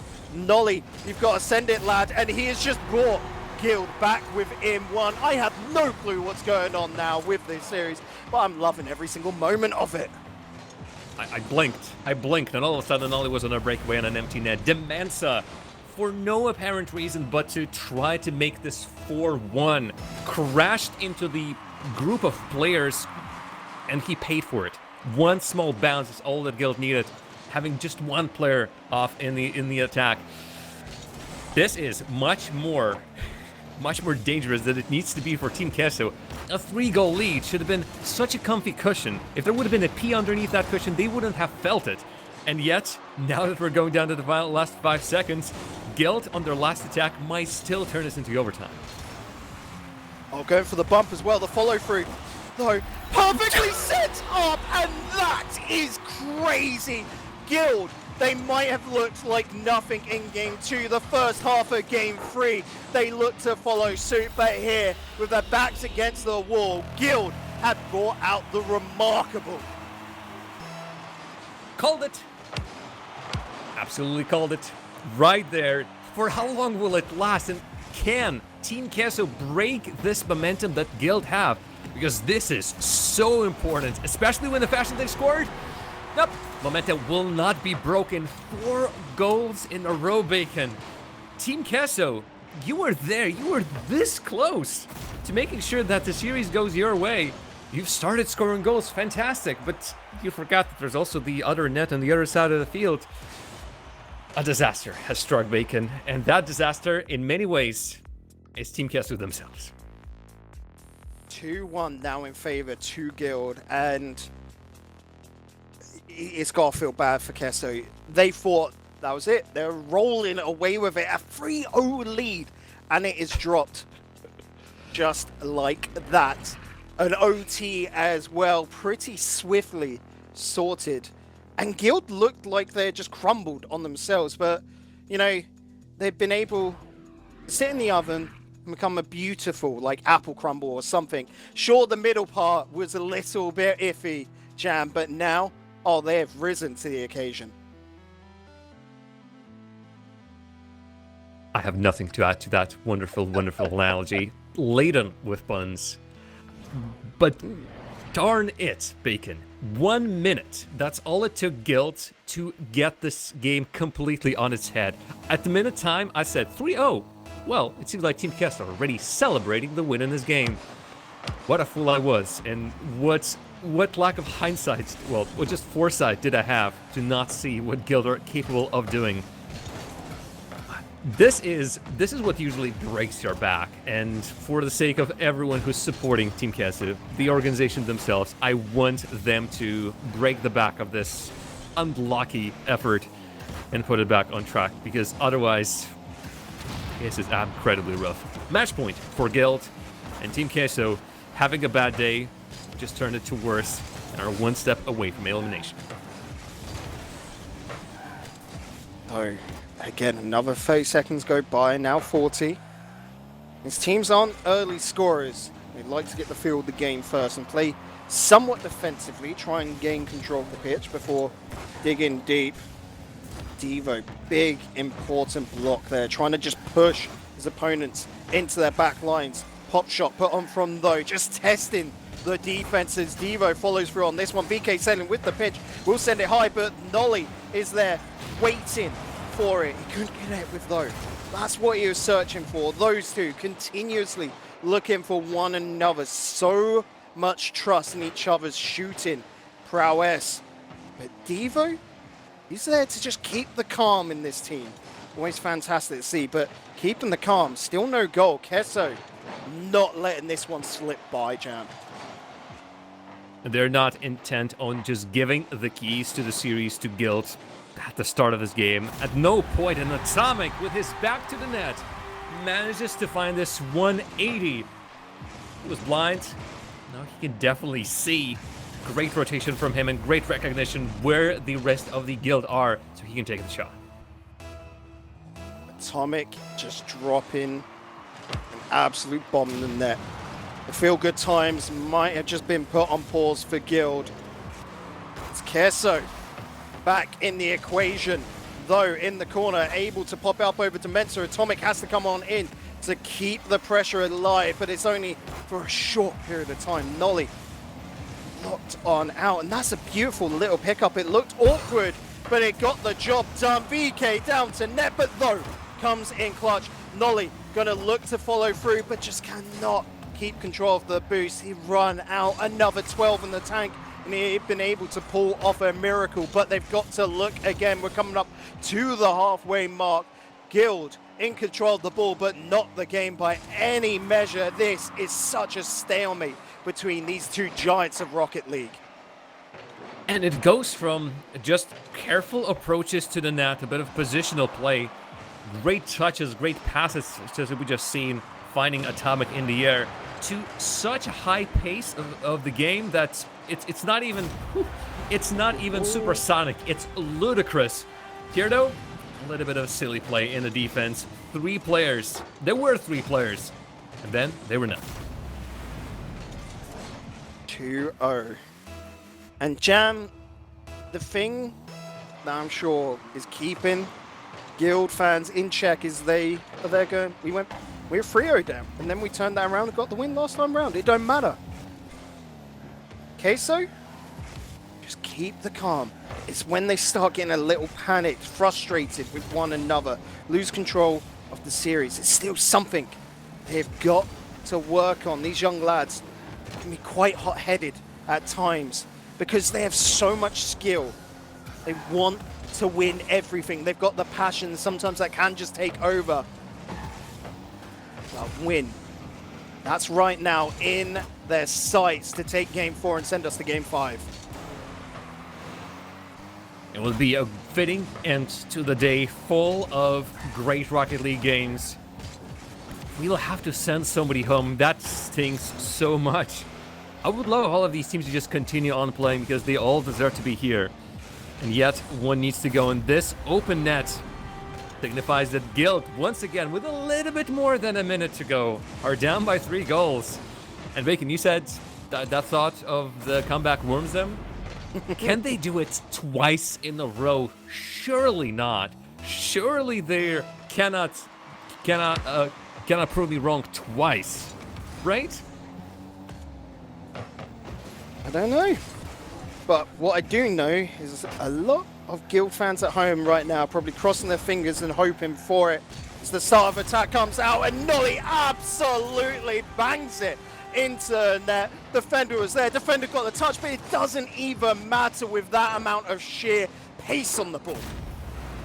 My goodness, Bacon. This was a perfect way for Guild to get back into the game.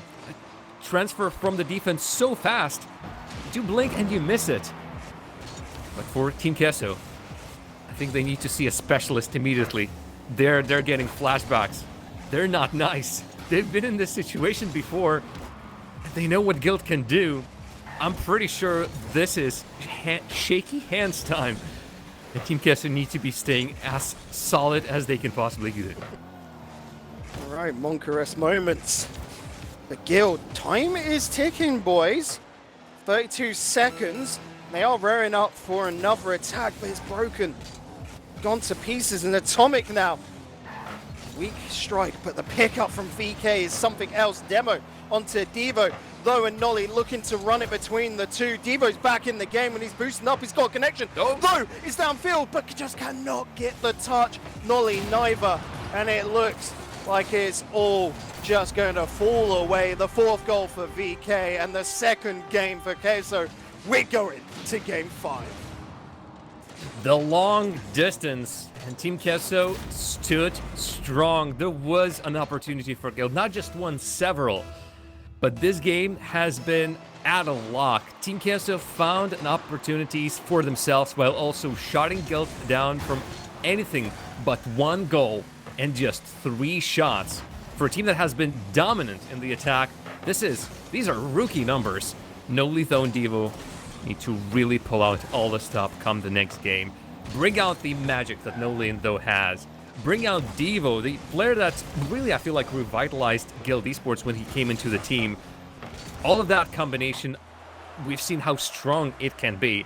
And on the days when it clicks, it sure does click. And there's no other time to bring out all of that, your best, your Sunday's best, than on a Saturday. That one got away from me big. Did a little. But what I'm going to say is, Jam, you asked nicely.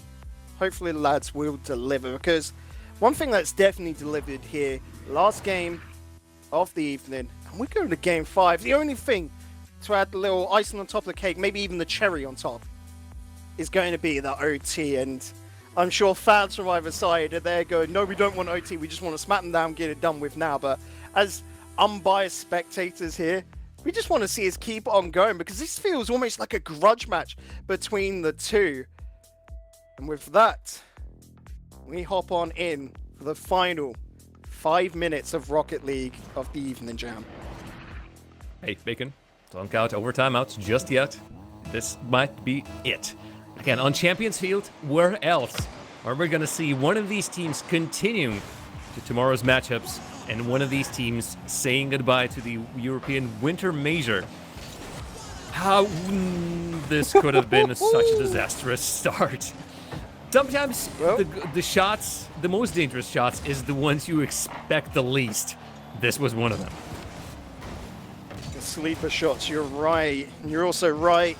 This is Champions Field, where dreams are made of, but also destroyed. And Mensa absolutely destroying that net. Look at the shatter.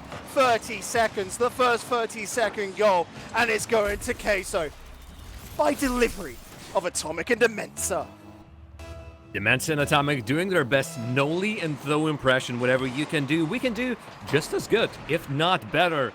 And to start the game number 5 with a goal in your own favor, that is going to be tremendous from Team Queso. And their goal-scoring performance today was, up until this series, non-existent. As it stands, Team Vitality kept them to 0 goals. And Guild, What was that, Jam? still keep it interesting.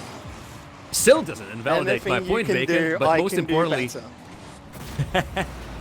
indeed, again, just proves that rule. It's not an exception, it's a straight-up rule. We are tied. Of course, it is only fitting that it's Tho and Noli who made that goal happen.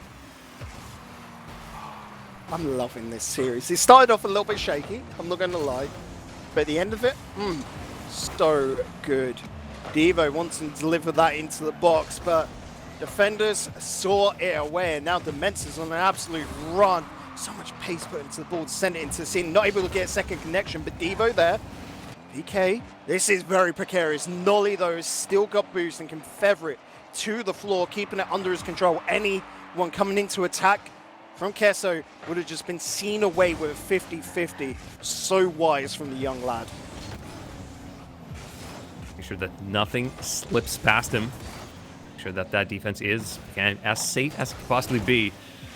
But where are more of the passes? Where is perhaps the influence of Devo? Yes, he tends to keep his teammates safe. He knows that he just needs to supply Tho or Noli with passes. Then they're going to create something magical themselves. Or just keep them safe by staying in defense, be that third player. And then something magical is just bound to happen the longer Tho and Noli stay with that ball. But he has been, well, if not quiet, then really slightly as not performant as we would expect from them. Well, he's doing that. Tho and Noli are doing their magic. It's all because Team Queso just ran out of players to defend. Good clear. Should have been better. Cannot beat Tho and Noli with that. That's a real bruh moment right there. Queso got to strike back quick. Not the first goal, now they've got to get the 4th of the game. VK's got a brilliant little pickup. Only 12 boosts though, what can he do with it? Sets up in front of the net, but Tho is there. Off towards the side, Atomic versus Nolly, and Atomic does come away with it, but Tho perfectly predicted that ball. VK's got no boost here. He could have waited, have a bit of patience, lad, pick up that corner boost, and then send it on the charge. But what do I know? The Mets is on the ball, sent away, and VK's now got to run it. He can't pick up the pace. And Tho has just gone and granted Guild their first goal of the game. Did VK Salen even... Yeah, VK Salen did end up getting that 100 boost as he waited for it. He sat on it like an egg, but that cost him the positioning, cost him his plays in the rotation. And in the end, his team gets punished after Atomic cannot reach what VK Salen was trying to set up for him, Demensa was trying to set up for him. Feels like Team Queso are digging their own grave. Can be placed in it immediately. Maybe at the end of these 2 minutes. Atomic, how about a double tap? But nothing, he just gets sent down to the last member, and Dimensa can't put it forward too strongly. Gets beat by one. And it's now nerves coming into play. Yes, you have the time, you have the space, but you're also trying to play quickly. And altogether, being down, having to play faster than you intend to, is really not giving your play any quality marks. Right now, after such a day of Rocket League, you've got to be a little bit frazzled. But Guild just have to hold a 2-goal lead. Somewhat comfortable, Jam. Not secure by any means. There is a slight safety net, but you don't want to use it. 1 minute 15 remains. Nolly, so wise, put off it to the corner. Don't look to just bang into your opponent's half. Send it to teammates, send it into clear space. And the follow through from Though is great. Dimensa looking awkward as Devo chases onto the ball, but that is away. Nolly's going to step on in and send it back downfield. Atomic does cut it. Dimensa off the backboard. Not enough boost. Goes to the demo on net, but teammates a little bit late to the party. 1,000 no on this. Looks so comfortable right now with all the pressure being applied by Guild. Queso have got to dig deep. They've got to find some new strength. And again, it's that fickle balance of trying to play fast versus trying to play precise from Team Queso. And yes, they can find a fast clear. Yes, they can boom it down. But more often than not, there's no support from anyone because there's just no time for them to get out of defense. Just a second ago, they were trying out of their last string to defend. And then come that touch, it immediately goes to somebody from Guild. And you can't even commit one player up front since you know that though Noli Devo are crashing on your net the moment they get the control of the ball here, they might see their last one. They don't even need it.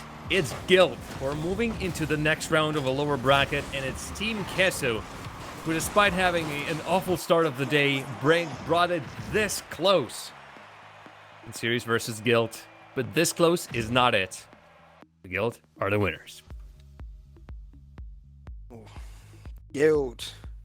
It was a little bit tricky in the middle portion, like we said. Queso really came back and fought hard. But at the end of the day, it's going to be Guild moving on into tomorrow. Perhaps Johnny Boy was right with his prediction. Queso aren't going to be seeing day 2. Commiserations, but still so far within the bracket, still so far within RLCS, and still so young, these players. They've got experience from community level, now showing that on the RLCS level. And next split, the spring split, oh, Queso, where can they go? They look dangerous, but Guild have been building and building. And right now, they've got to build themselves a lower bracket run. They've got 2 steps away there, Jam, and it's looking good.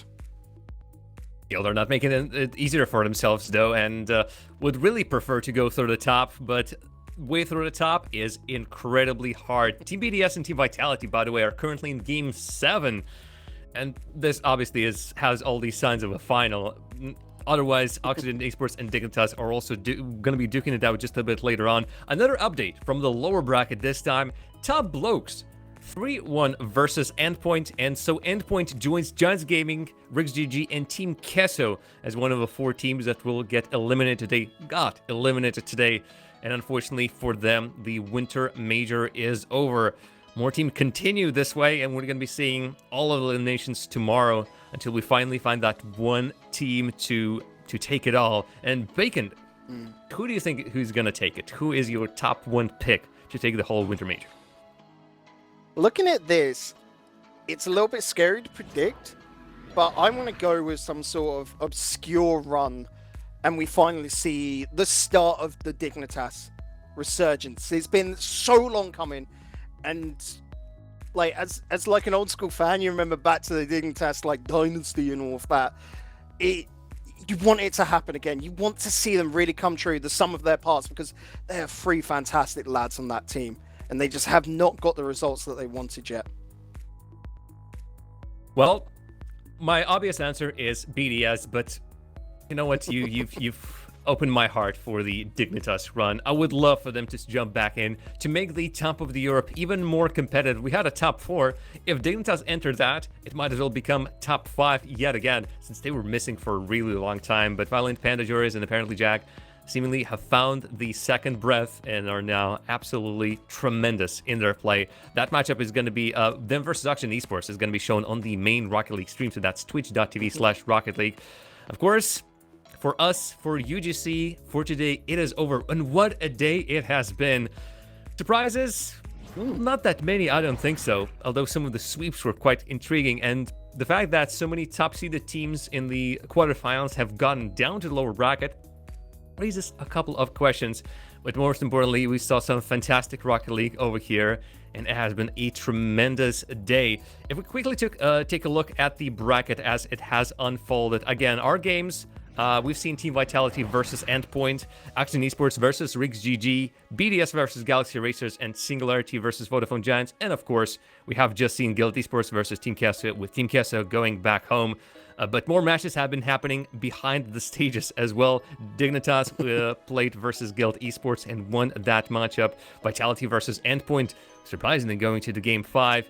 And many more. And right now, Team BDS versus Vitality and Oxygen Esports and Dignitas are in the winners semifinals, where Team Singularity and Top Blokes and Galaxy Racers and Guild Esports are sitting in a lower bracket. And tomorrow, they'll have to do a miracle run. Actually, tomorrow, what am I saying? Today, those matches are still happening on the main channel. So if you're still interested in catching those Singularity, Top Blokes, Galaxy Racer, Guild Esports, tune in to the main channel.